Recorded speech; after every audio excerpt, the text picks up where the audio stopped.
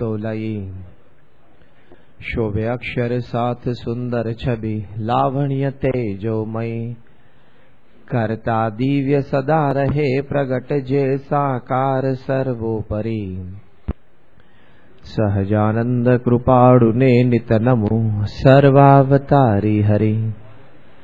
शोभो साधु गुणे सदा सरड़ने, जगते अनासक्त छो। शास्त्री जी गुरु योगी जी उभयनी, कृपा तणु पात्र छो। धारी धर्म धुरा समुद्र सरखा, गंभीर ज्ञाने जछो। नारायण स्वरूप दास गुणिने, स्नेहे जवंदु अहो। श्री स्वामीनारायण भगवान नी जय। अक्षर पुरुषोत्तम महाराज नी जय। गुणातीतानंद स्वामी महाराज नी जय। भगत जी महाराज नी जय। शास्त्री जी महाराज नी जय। योगी जी महाराज नी जय। प्रमुख स्वामी महाराज नी जय। आ पारायण अंतर्गत આપણે લગભગ છેલ્લા 3 દિવસથી પૂર્ણ પુરુષોત્તમ નારાયણ ભગવાન સ્વામિનારાયણ અને આપણા પ્રાણ પ્યારા ગુરુહરિ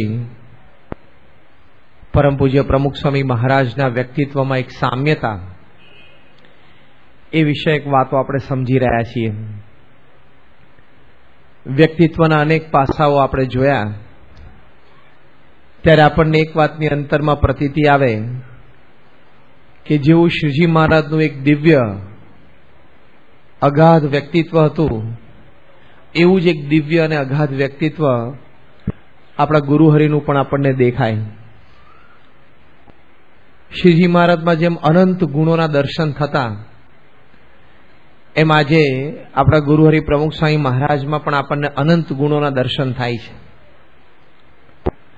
જેવું કાર્ય શ્રીજી મહારાજ દ્વારા પૃથ્વી ઉપર થયું, એવું જ કાર્ય એ આપણા ગુરુહરિ પ્રમુખ સ્વામી મહારાજ દ્વારા પણ આ પૃથ્વી ઉપર થાય છે.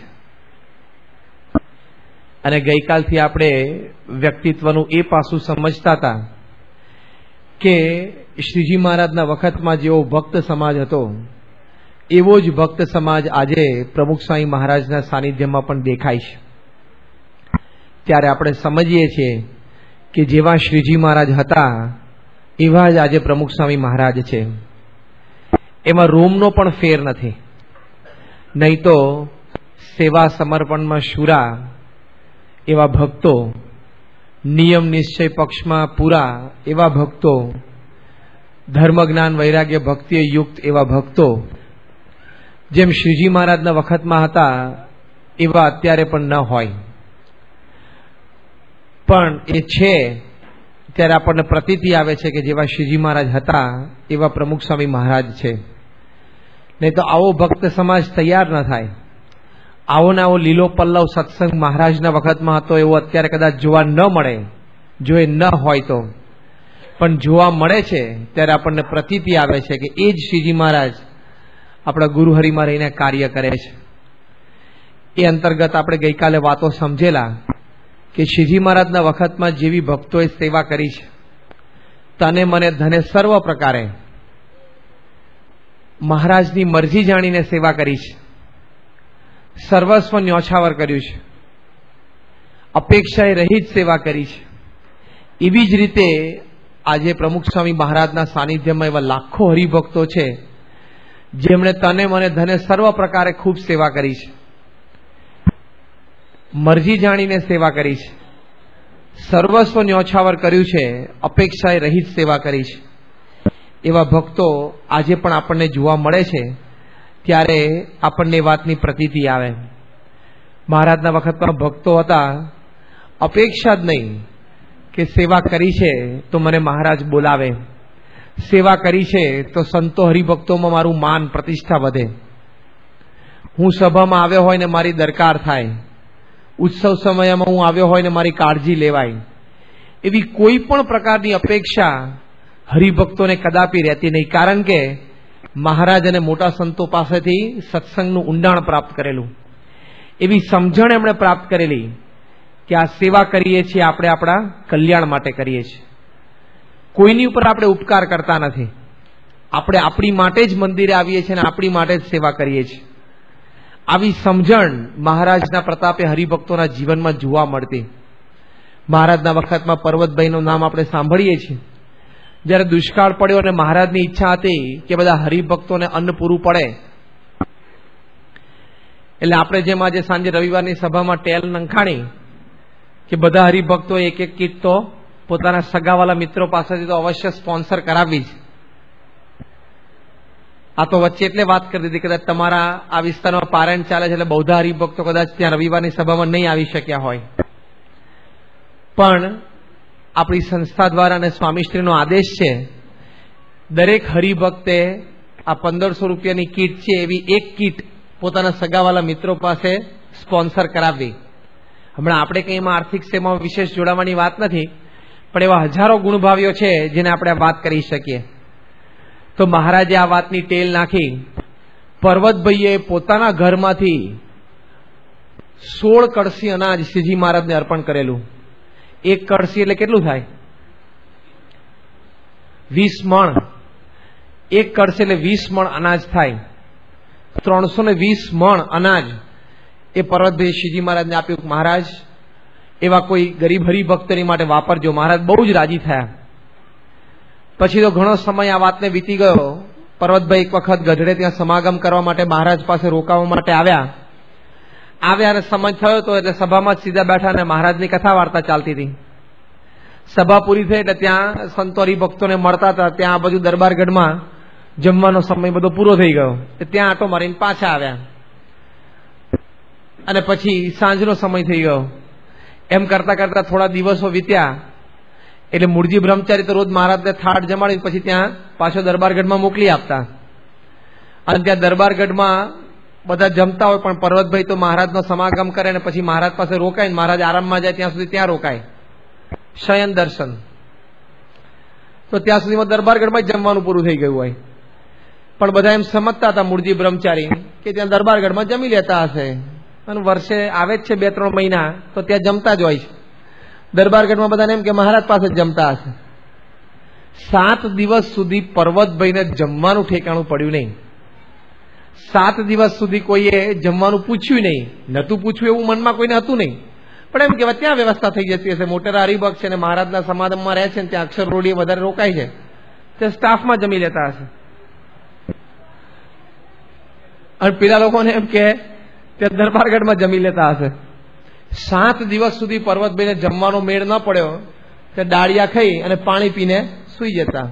પણ એમને એવો અવગુણ ના આવ્યો કે એટલે આ દરબારગઢમાં મેં દુષ્કાળ વખતે હમણાં 2 વર્ષ પહેલા 16 કળશી અનાજ આપ્યું છે અને મને આ લોકો આજે આમ કોઈ જમવાનું આમ વિવેક નથી કરતો.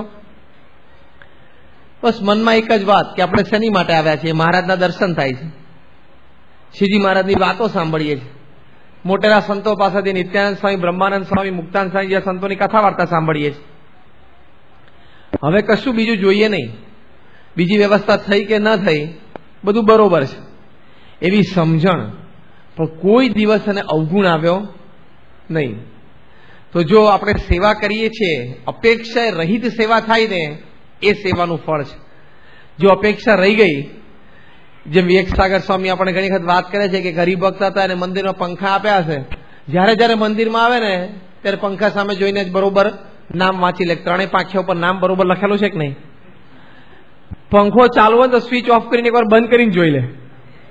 એટલે નીચે કોઈક સૂતું હોય તો બિચારાને પંખો બંધ થતો ઊંઘ ઉડી જશે, પણ એકવાર એમ ત્યાંથી જોઈ લે.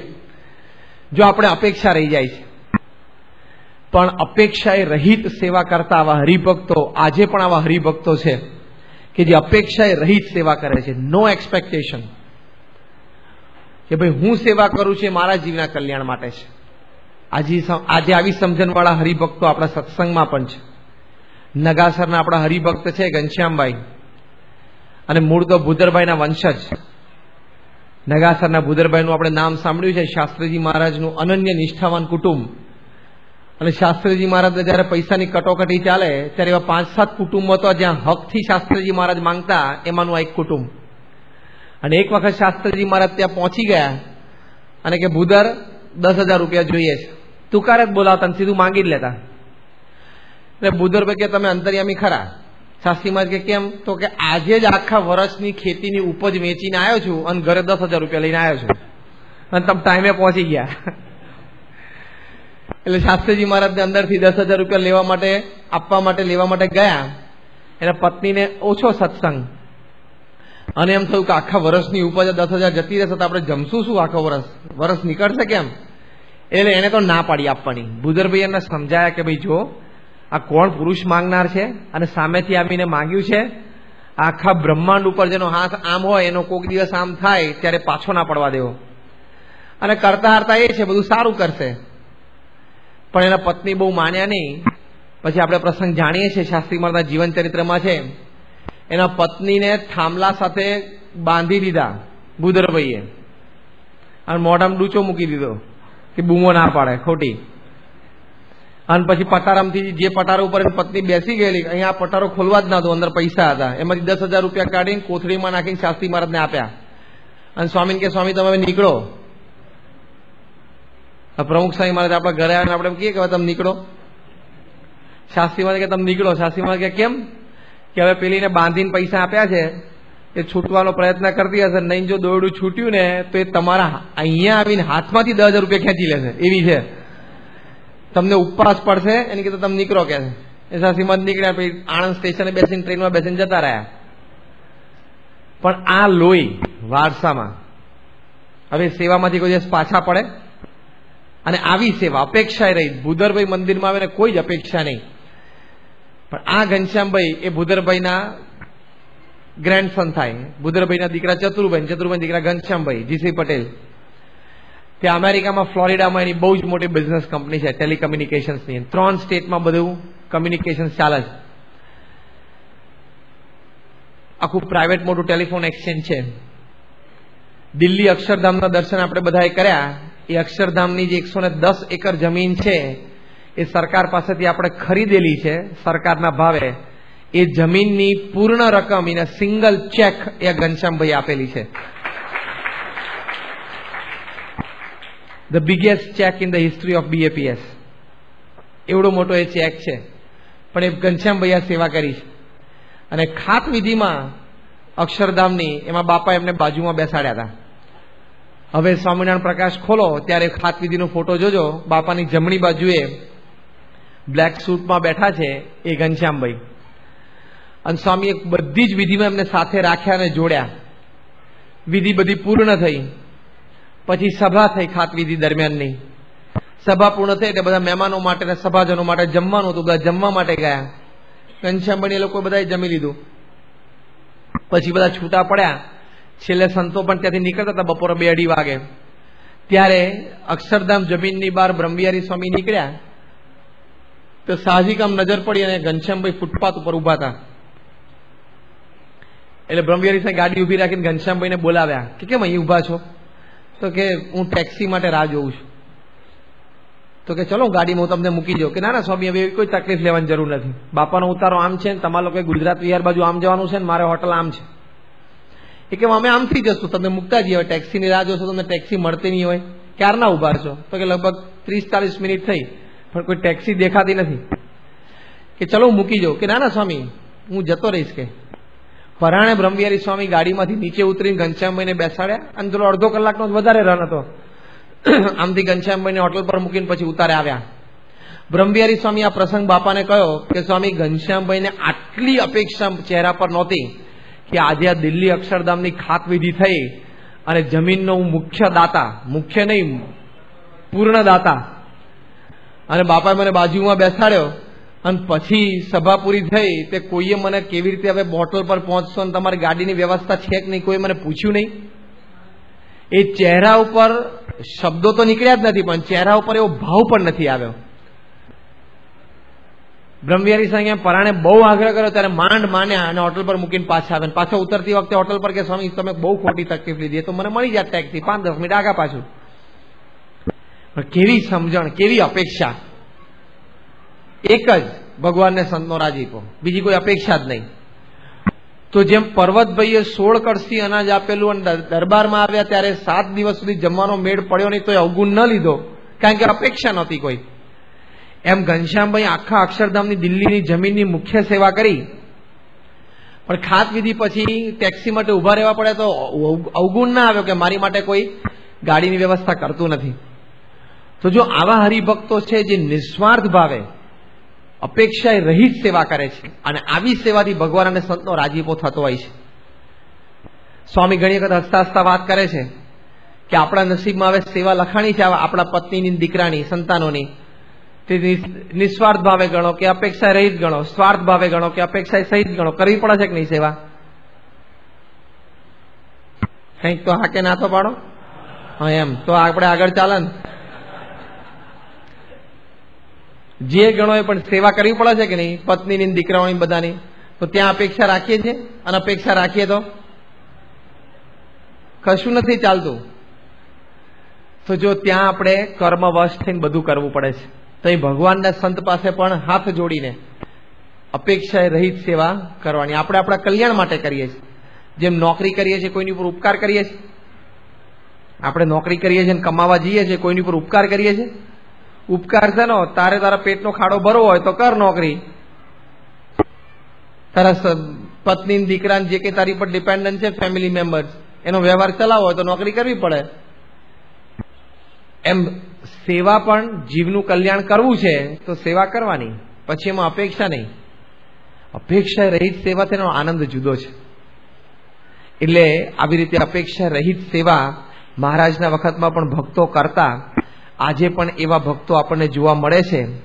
એટલે આપણને એ વાતની પ્રતીતિ આવે કે જેવા શ્રીજી મહારાજ હતા એવા જ આપણા ગુરુહરિ પ્રમુખ સ્વામી મહારાજ પણ છે. અને આ સેવા કરતા કરતા કદાચ કંઈ ચૂક થઈ ગઈ તો ભક્તોને અંતરદ્રષ્ટિ પણ એવી રહેતી કે આ સેવામાં આપણે ચૂક થઈ ગઈ. મહારાજ જયારે ગઢડાનું મંદિર બાંધતા અને ધમધોકાર બધી બાંધકામની પ્રવૃત્તિ ચાલતી, તે વખતે ત્યાં રૂડાભાઈ પણ એને બળદ લઈને સેવામાં આવેલા. મહારાજને બળદની જોડ બહુ ગમી ગઈ. મહારાજ કે રૂડાભાઈ આ બળદ બહુ સારા છે, અમારા ગઢડા મંદિરમાં એ કામમાં આવે એવા છે, અમારી માટે પણ જોજો ને કોઈ આવી એક જ જોડ મળી જાય તો કે હા મહારાજ ચોક્કસ જોઈશ. પણ આમ સ્ટ્રાઇક ના થયું કે આ મહારાજ આવું બોલ્યા તો આ બળદની 2 જોડ, એક જોડ આપી દઈએ, 2 બળદ. કે આ સારું મહારાજ જોઈશ. પછી તો જયારે જયારે ગઢડા સેવા માટે કે ઉત્સવ માટે કે દર્શન માટે આવે ત્યારે કાયમ મહારાજ યાદ કરા કે રૂડાભાઈ અમારા બળદની જોડનું શું થયું? કે મહારાજ જોઉં જ છું. અને ફેથફુલી ઓનેસ્ટલી પોતે શોધતા હતા, એમાં ના નથી. અને મળી ગયા હોત તો એ રૂડાભાઈએ જે બળદની જોડની સેવા કરવાની હતી એ આપવાના જ હતા. એટલે હી વોઝ ઓનેસ્ટ, પ્રામાણિક હતા. નતું આપવું એવું જરાય નહોતું. પણ પેલું જે એનાથી પણ વિશેષ જે ટાણાની સેવા કહીએ છીએ, જે સમય સૂચકતા કહીએ અને પડ્યો બોલ ઝીલવાની વાત કરીએ, એ જરા કક્ષા જુદી થઈ ગઈ. It's a different category. એ કેટેગરી ચૂકી ગયા. અને પછી તો આ બાજુ ગઢડાનું મંદિર પણ બંધાઈ ગયું અને આ બાજુ વર્ષો પણ વીતી ગયા. મહારાજે દેહનો પણ ત્યાગ કરી દીધો, સ્વધામ પધાર્યા. અને પછી રૂડાભાઈને એમ થયું કે ઓહો, બળદની એક જોડ આપવાની રહી ગઈ. બહુ પસ્તાવો અંતરમાં થયો. એ વાત આપણે યોગી ગીતામાં વાંચીએ છીએ. એટલો બધો પસ્તાવો થયો. પછી તો ત્યાં રઘુવીરજી મહારાજને મળ્યા કે મને તો ખૂબ જ પસ્તાવો થાય છે કે મહારાજને બળદની જોડ ના આપી શક્યો. મને કેમ એવી બુદ્ધિ ના સૂજી કે એના જ બળદના જોડ મેં મહારાજને ના આપી દીધા. ભગવાને સાક્ષાત માગ્યા તોય. રઘુવીરજી મહારાજ કે કંઈ વાંધો નહીં, તમે અહીંયા ગઢડામાં અને વડતાલ 2 જગ્યાએ 1-1 જોડ બળદ આપી દો એટલે મહારાજ તમારી સેવા સ્વીકારી લેશે. આપ્યા, છતાં પણ આમ અંતરમાં એમ રહી ગયું કે મહારાજને તો હાથવાત ન જ આપ્યા. ફરી વખત ગઢડાના કોઠારી મહાપ્રસાદ સ્વામીને મળ્યા કે સ્વામી આવું છે, અંતરમાં રહ્યા કરે છે. રૂડાભાઈ એમ કરો, તમે વડતાલ રઘુવીરજી મહારાજને બીજા 2 બળદની જોડ આપો તો અંતરે ટાઢું થઈ જશે. 2 નહીં પણ 12 જોડ બળદ એ રૂડાભાઈએ ખરીદી અને રઘુવીરજી મહારાજને હરિકૃષ્ણ મહારાજની મૂર્તિની સામે વડતાલ પૂનમના દિવસે સવારના પોરમાં શણગાર આરતી વખતે આપ્યા. મહારાજે એ જ દિવસે રાત્રે એનામાં સપનામાં દર્શન આપીને કહ્યું કે રૂડાભાઈ તમારા બળદ અમને પહોંચી ગયા. દર્શન આપીને કહ્યું શાંતિ ઘણી થઈ. તો એ જાગ્યા ત્યારે 2% તો અંતરમાં ખેદ રહી ગયો કે મહારાજે દર્શન આપીને કહ્યું બધું બરોબર, પણ સ્થૂળ દેહ શ્રીજી મહારાજ જયારે મારી સામે હતા અને માંગ્યા ત્યારે આમ હાથ લાંબો ના થઈ ગયો. એટલે 2% અફસોસ તો અંતરમાં રહી જ ગયો. પછી જ્યારે ધામમાં જવાનો સમય આવ્યો ત્યારે એમના વિલમાં લખતા ગયા કે મારા વંશજોએ આ પૃથ્વીનું પટ રહે ત્યાં સુધી દર વર્ષે એક બળદની જોડ વડતાલ મંદિરે આપવી. એ લખતા ગયા છે રૂડાભાઈ એમના વિલમાં. અને એ વિલ પ્રમાણે છેલ્લા 250 વર્ષથી રૂડાભાઈના એની 6 પેઢીઓ, 6ઠ્ઠી પેઢી ચાલે છે, દર વર્ષે વડતાલમાં એક બળદની જોડ આપે છે.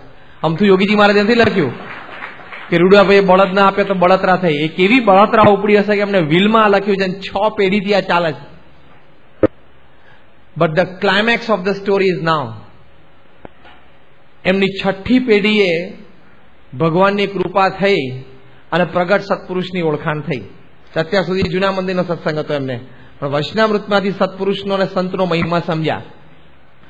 ભગવાન અક્ષરબ્રહ્મ દ્વારા એ અક્ષરબ્રહ્મમાં સંત છે એ રૂપે પૃથ્વી પર પ્રગટ છે, વાતો સમજાણી અને બરોબર પ્રગટની નિષ્ઠા પાકી બેઠી. અને 1992ની સાલમાં યોગી શતાબ્દી મહોત્સવ ચાલુ હતો. તે વખતે સ્વામી બાપાનો ત્યાં ઉતારો હતો સર્વસ્વ. ત્યાં એક ફર્સ્ટ ક્લાસ શણગારેલી બળદની જોડ લઈને એ લોકો આવ્યા અને લગભગ 30 મેલ મેમ્બર્સ ફેમિલીના. ત્યાં બાપા પાસે આવ્યા અને બાપાને આખી બધી વાત કરીને, અગાઉથી પણ વાત થયેલી હતી. સાંજે 6 વાગે સ્પેશિયલ સ્વામી ઉતારામાંથી બહાર આવ્યા. બંને બળદના પૂજન કર્યા, ઠાકોરજીનું પૂજન કરીને બધાને ચાંદલા કર્યા, હારતોરા વિધિ થઈ અને સ્વામી બાપાના હાથમાં બળદની રાસ આપી. અને તે વખતે એમના ઘણા બધા કુટુંબીજન વાત કરે છે આજની તારીખમાં, અને એમનો જે મુખ્ય વંશજ છે કે પ્રમુખ સ્વામી મહારાજને હાથમાં અમે બળદની રાસ આપી. તે વખતે પ્રમુખ સ્વામી મહારાજના ઠેકાણે અમને શ્રીજી મહારાજના દર્શન થયેલા. 6 પેઢીએ હાથો હાથ બળદ લીધા, 6ઠ્ઠી પેઢીએ હાથો હાથ બળદ મળ્યા. અને સ્વામી બાપા એ વખતે બધાના માથા ઉપર હાથ મૂકીને આશીર્વાદ આપ્યા. સ્વામી કે મહારાજે હાથો હાથ તમારા બળદ લીધા છે. કે બાપા એ વાતની અમને આજે પ્રતીતિ થઈ છે, દર્શન થયા છે અને બધાના અંતરે શાંતિ છે. બધા રડી પડ્યા. સ્વામી બધાને પ્રેમથી પ્રસાદ આપ્યો અને સ્વામી કે આજથી રૂડાભાઈના વિલ બધું પૂરું થઈ ગયું. કે બાપા અમને પણ પ્રતીતિ છે કે આજથી વિલ પૂરું થયું. 200 જોડ બળદ ટોટલ 250 વર્ષમાં વડતાલ મંદિરે આપી, પણ તોય અંતરમાં સહેજ ખેત રહી ગયો. પણ એ સાંઈ બાપાના હાથમાં આપી ત્યારે બધાને અંતરમાં શાંતિ થઈ ગઈ. તો જો મહારાજ પ્રગટ છે, નહીં તો આ વાત બને નહીં. પણ જો આવા ભક્તો હતા કે અંતરદ્રષ્ટિ રહેતી, સેવાની ચૂક થઈ ગઈ, બહુ મોટી ખોટ ગઈ. આજે પણ એવા હરિભક્તો છે. આપણા હરિભક્ત હતા ને, હમણાં જ ધામમાં ગયા નાગજી કાકા, મૂળ સિસવાના, અને ત્યાં આફ્રિકા હતા. અને વચ્ચે જે ગુજરાત એરલાઇન્સ શરૂ થયેલી, એ એરલાઇન્સ એમણે શરૂ કરેલી. હવે પ્રસંગ એવો બનેલો કે 1968ની સાલમાં યોગીજી મહારાજ ત્યાં સારંગપુરમાં હતા. કે સભા મંડપમાં કથા વાર્તા કરતા હતા અને બધા હરિભક્તો સંતો બેઠેલા. કોઈ હરિભક્તે પ્રમુખ સ્વામી મહારાજને બહાર બોલાવ્યા અને એમને કંઈક કામ વ્યવહારિક પ્રતિકૂળતા હશે, બધી વાત સ્વામીને કરી. અને સ્વામીને પણ એમ થયું કે અમને અત્યારે આર્થિક મદદ કરીએ તો સારું. એટલે સ્વામીએ કીધું પ્રમુખ સ્વામી મહારાજ કે તમે બેસો, હું અંદર જઈને આવું છું. હવે અંદર યોગીજી મહારાજ કથા કરતા હતા, હરિભક્તો બેઠા હતા. પ્રમુખ સ્વામી મહારાજ આમ સભામાં પાછળથી આવ્યા.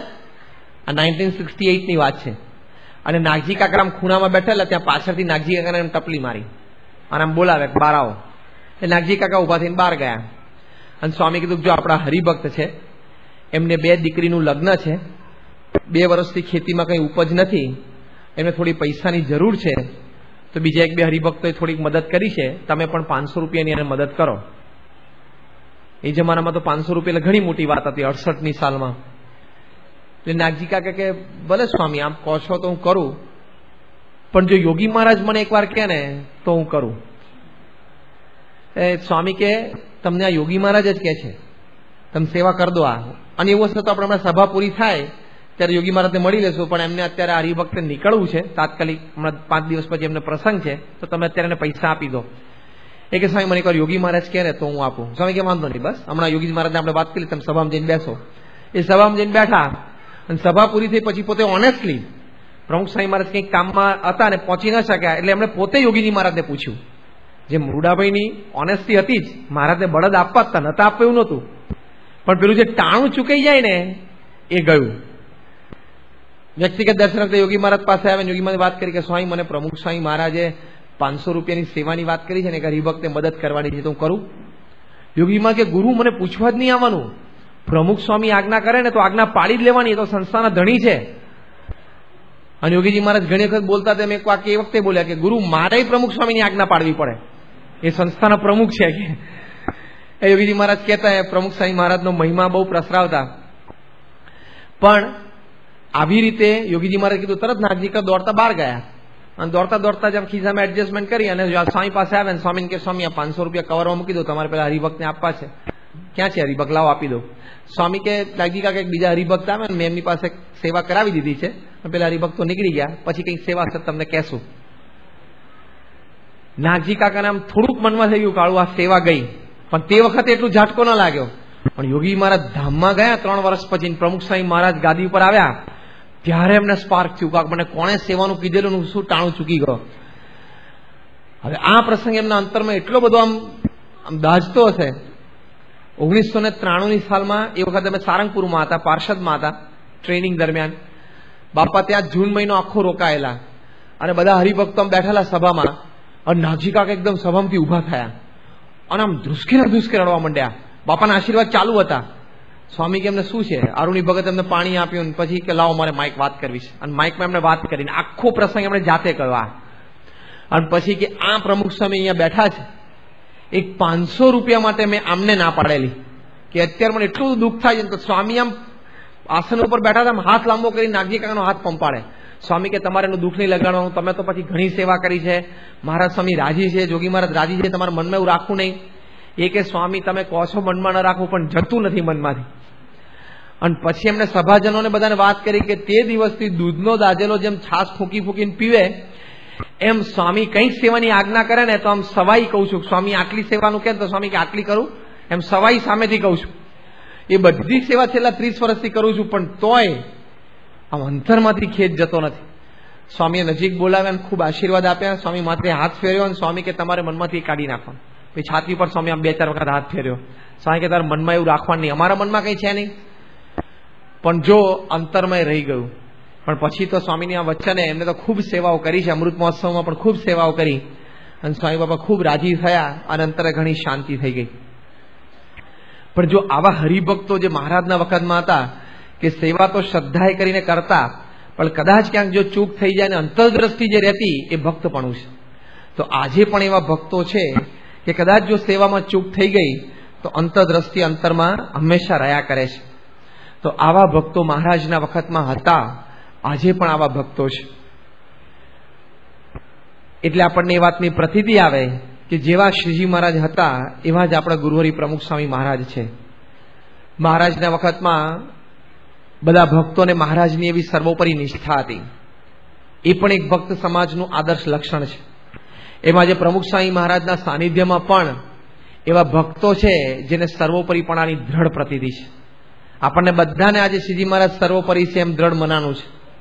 મહારાજના વખતમાં તો આ ડિફિકલ્ટ હતું, અઘરું હતું, પણ છતાં એવા ભક્તો હતા જે મહારાજને સર્વોપરી જાણી એવી દ્રઢ ઉપાસના અંતરમાં કરી અને મહારાજનું ભજન કરતા.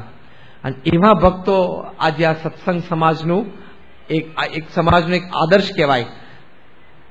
કારણ કે એવા ભક્તોની સમજણથી અને વર્તનથી અન્ય ભક્તોને બધી ઘણી પ્રેરણા મળતી હોય છે. માટે મહારાજના વખતમાં પણ એવા ભક્તો મહારાજને સર્વોપરી જાણતા. આજે પણ એવા ભક્તો છે જે મહારાજને સર્વોપરી જાણે છે. ગમે તે પરિસ્થિતિ ઊભી થાય, ગમે તે વ્યવહારમાં કે સત્સંગમાં સુખ દુઃખ આવીને ઊભા રહે, અને થવાનું જ છે, બધાને થાય. પણ તે વખતે એક સત્સંગમાં સ્થિરતા રાખીને મહારાજનું સ્વરૂપ, સંતનું સ્વરૂપ ઓળખીને એ સત્સંગમાં નભી જવું એ બહુ જ મોટી વાત છે. પણ ગમે તે પ્રસંગમાં મહારાજ સર્વોપરી છે એ વાત અંતરમાંથી ખસે નહીં. મહારાજ અવતારના અવતારી છે એ વાત અંતરમાંથી ખસે નહીં. આજે પણ એવા ભક્તો છે. શ્રીજી મહારાજના વખતમાં હાલોલ પ્રદેશના કંજરી ગામના એક હરિભક્ત હતા લક્ષ્મીદાસ શેઠ. બહુ જ મોટા પોતે નગર શેઠ હતા. એમને પોતાને જીવમાં સત્સંગને મહારાજની સર્વોપરી નિષ્ઠા, પણ એમના કુટુંબીજનોને કોઈને સત્સંગ નહીં થયેલો. લક્ષ્મીચંદ શેઠે બહુ જ પ્રયત્ન કરેલા પણ કુટુંબમાં કોઈને સત્સંગ નહીં થયેલો. એમ કરતા કરતા તો ઘણા વર્ષો વીતી ગયા. એ વૃદ્ધ થયા, લગભગ 70 વર્ષની એમની ઉંમર હશે અને અંત સમય આવ્યો, ધામમાં જવાનો સમય આવ્યો. અખંડ પોતે સ્વામિનારાયણ સ્વામિનારાયણ ભજન કરતા અને વ્યવહાર તો બધો એના દીકરાઓને સોંપી દીધેલો. અને એક દિવસ ભગવાનનું કરવું અને નરનારાયણ દેવ પ્રગટ થયા. અદ્ભુતાનંદ સ્વામી એમની વાતોમાં પ્રસંગ લખ્યો છે. નરનારાયણ દેવ પ્રગટ થઈને વાત કરી કે લક્ષ્મીદાસ શેઠ તો એકદમ જોયું, ઓહો તેજ ઓરડામાં જ ખવાઈ ગયું. અને કે આપ કોણ? તો કે નરનારાયણ દેવ. પધારો. શું પધાર્યા બોલો? નરનારાયણ દેવ કે તમને ધામમાં લેવા માટે આવ્યા છે. તો કે કયા ધામમાં? સુતા સુતા લક્ષ્મીદાસ શેઠ એમની સાથે વાત કરતા હતા. હા, કે કયા ધામમાં? તો કે બદ્રિક આશ્રમમાં, અમારા ધામમાં. મહારાજે બદ્રિક આશ્રમનો મહિમા કયો છે વચનામૃતમાં. એ કે બરાબર છે, બદ્રિક આશ્રમ તમારું ધામ સારું, પણ મેં તો સ્વામિનારાયણનું ભજન કર્યું છે ને મારે તો અક્ષરધામમાં જવાનું હોય, હું બીજે ના જઉં. નરનારાયણ દેવ કે હું તમને લેવા આવ્યો છું. એ કે બરોબર છે, તમે લેવા આવ્યા, સારું થયું આપના દર્શન થયા, મારા ભાગ્ય છે, પણ મારે જવાનું તો અક્ષરધામમાં. નરનારાયણ દેવ અદ્રશ્ય થઈ ગયા. બીજે દિવસે શ્રી કૃષ્ણ ભગવાને દર્શન આપ્યા. મુગટ, મોરલી, વાંસણી ઓળખી ગયા. ઓહો, આ તો મોટા અવતાર. શ્રીજી મહારાજ એમનો ખૂબ મહિમા કર્યો છે. પધરાવ્યા, બેઠા, પૂજન કર્યું. શું પધાર્યા? બસ તમને ધામમાં લેવા માટે. ક્યાં? ગોલોકમાં. મારે ત્યાં આવીને શું કામ? પહેલો જ પ્રશ્ન પૂછ્યો લક્ષ્મીદાસ શેઠે, મારે ત્યાં આવીને શું કામ? તો કે બસ ત્યાં તો અમારા અનંત મુક્તો છે, ગોપ ગોપાળ બધા, એની સાથે તમારે રહેવાનું. મારે તો નિર્વાસનિક એવા અક્ષર મુક્તોની સાથે રહેવાનું છે. આ નિષ્ઠા સર્વોપરીપણાની નિર્વાસનિક એવા અક્ષર મુક્તોની સાથે મારે રહેવાનું છે. મારે તો મહારાજની ઉપાસના છે. શ્રી કૃષ્ણ દેવ પણ અદ્રશ્ય થઈ ગયા. ત્રીજે દિવસે ધ રોયલ એન્ટ્રી. શ્રીજી મહારાજ માણકી ઘોડી ઉપર આવ્યા અને અનંત અક્ષર મુક્તો અને સંતો બધાના દર્શન થયા. લક્ષ્મીદાસ શેઠ એકદમ સફાળા બેઠા થઈ ગયા. ઓહો, મહારાજ પધાર્યા, પધારો મહારાજ.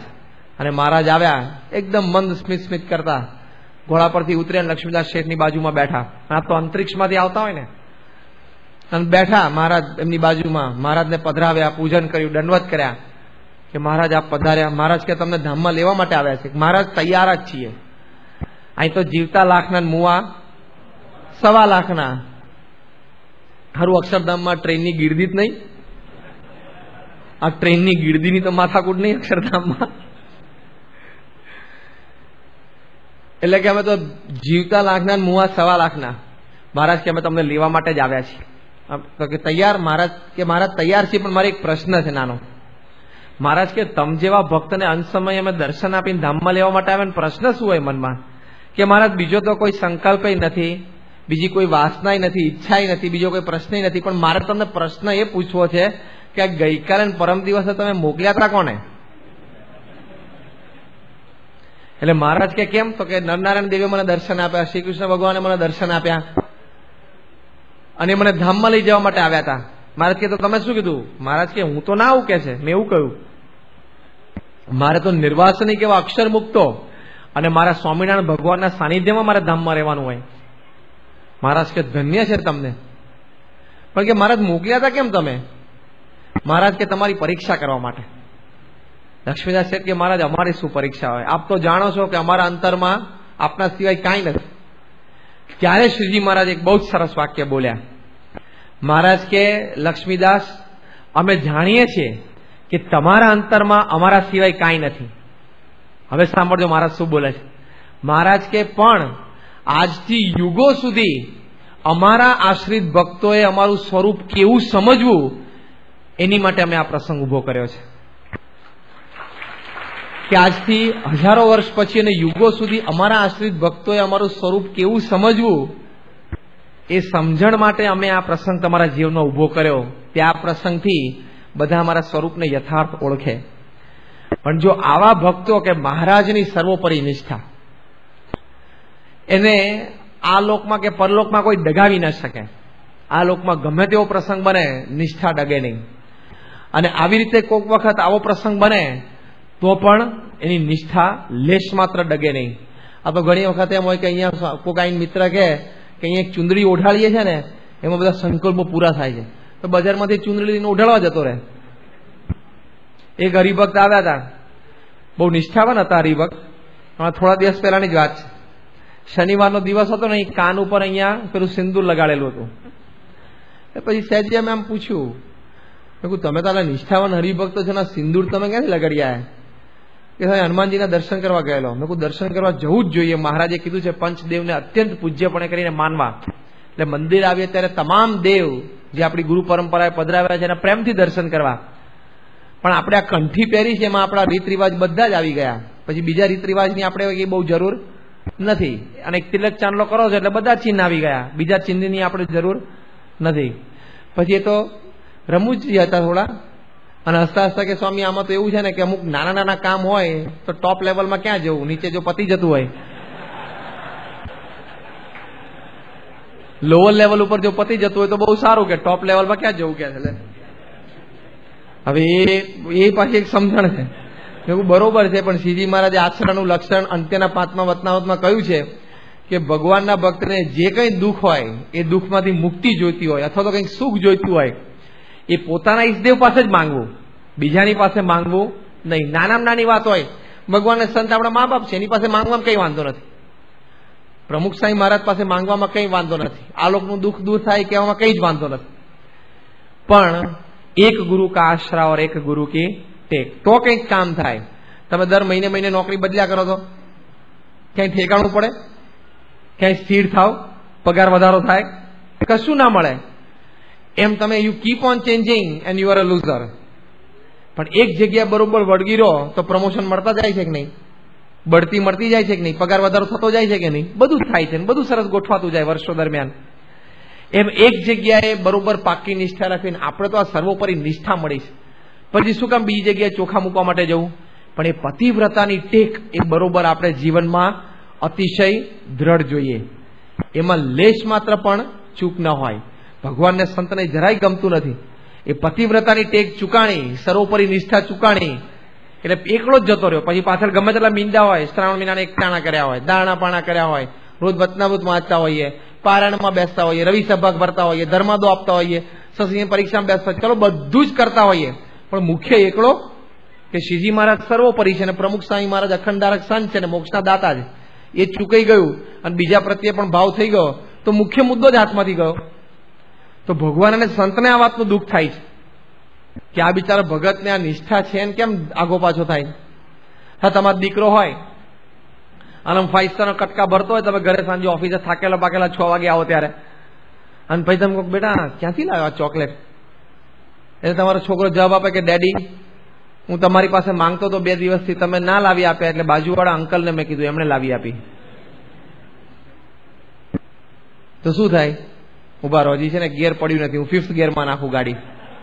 તમારી પત્નીએ નવી સાડી પહેરી હોય,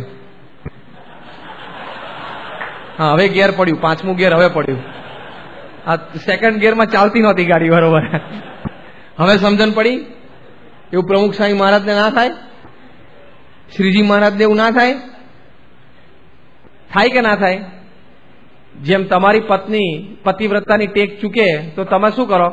આમ તો બિચારાને પિયરમાં 2nd ક્લાસમાં ટ્રેનમાં મોકલતો, તે દાર તો પ્લેનની ટિકિટ ફડાઈ આલો, ખબર છે? Back to pavilion. થાય કે ના થાય? તો જો પતિવ્રતાની ટેક આપણા પ્રત્યે કોઈ ચૂકે તોય આપણને ગમતું નથી, તો એમને ગમે? કઈ એમને એવું નથી કે 2 ભક્તો ઓછા થઈ ગયા, અક્ષરધામમાં કીર્તન આરાધના બહુ હારી થાય છે, ઓડિયન્સમાં કોઈ બેઠું નથી, એવું નથી એમને. એમને તો મધ્યનું 46મું વચનાવ્રત, શ્રીજી મહારાજે શું શબ્દો લખ્યા છે મધ્ય 46માં, કે આ સત્પુરુષ છે એને કોઈ ભક્તને આ લોકના સુખ દુઃખની હાણ વૃદ્ધિ થાય તો કોઈ ખરખરો થતો નથી, પણ જો સત્સંગમાંથી કોઈ સહેજ પાછો પડે તો આ સત્પુરુષને મનમાં દુઃખ થાય છે કે આને બિચારાને જીવવું થોડું કાળ અને એનું પરલોક બગડશે. આ એક્ઝેક્ટ વર્ડ્સ મધ્ય 46, કે આ સત્પુરુષને અંતરમાં દુઃખ થાય છે કે આ બિચારાને જીવવું થોડું કાળ 60-70 વર્ષ અને એનું પરલોક આ બગાડશે, આ સત્સંગમાંથી પાછો પડે છે. એટલે ત્યારે આ સત્પુરુષને મનમાં ખરખરો થાય, દુઃખ થાય છે. એટલે જો આ પતિવ્રતાની ટેક આપણે દ્રઢ રાખવાની. આજે પણ આવા નિષ્ઠાવાન હરિભક્તો છે, કમ વોટ મેં, ગમે તે પરિસ્થિતિ. અને અમુક હરિભક્તોના જીવનમાં તો આપણે આમ દુઃખ જોઈએ ને તો આપણને તો એમ થઈ જાય કે આ શ્રીજી મહારાજ છે ને આની 100 જન્મની અસર આ જન્મે ટાળતા લાગે છે. આમ એવા દુઃખ મૂકે છે ને ઘણી વખત તો, વ્યવહારિક હોય, આર્થિક હોય, એકેય બાજુથી બારી ખુલ્લી ના રાખે, આમ ઓક્સિજન વગરના કરી નાખે. આપણે ઘણા બધા હરિભક્તો, પણ તે વખતે એનો સત્સંગ જોઈએ ને તો અમારા આમ સંતોનું મસ્તક નમી જાય. અમને એમ થાય કે શું નિષ્ઠા છે હરિભક્તોની. પણ એવા હરિભક્તો છે આજે સત્સંગમાં કે અમને સંતોને પણ પ્રેરણા મળે એવું જીવન, એવું સમજણ, એવી નિષ્ઠા એમના અંતરમાં હોય છે. ખરેખર એવા ઘણા બધા સેંકડો હજારો હરિભક્તો છે. અમદાવાદમાં આપણા હરિભક્ત છે ભાસ્કરભાઈ, મૂળ મણિનગરના. એમના જીવનનો પ્રસંગ આપણે સાંભળીએ ને તો આપણને એમ થાય કે ભાગ્યે કોઈ હરિભક્તને જીવનમાં આપણા સંપ્રદાયના 200 વર્ષના ઇતિહાસમાં આવું દુઃખ આવ્યું હશે. એ ભાસ્કરભાઈ આ લક્ષ્મીદાસચંદ શેઠની જેમ એક જ હરિભક્ત આખા કુટુંબમાં.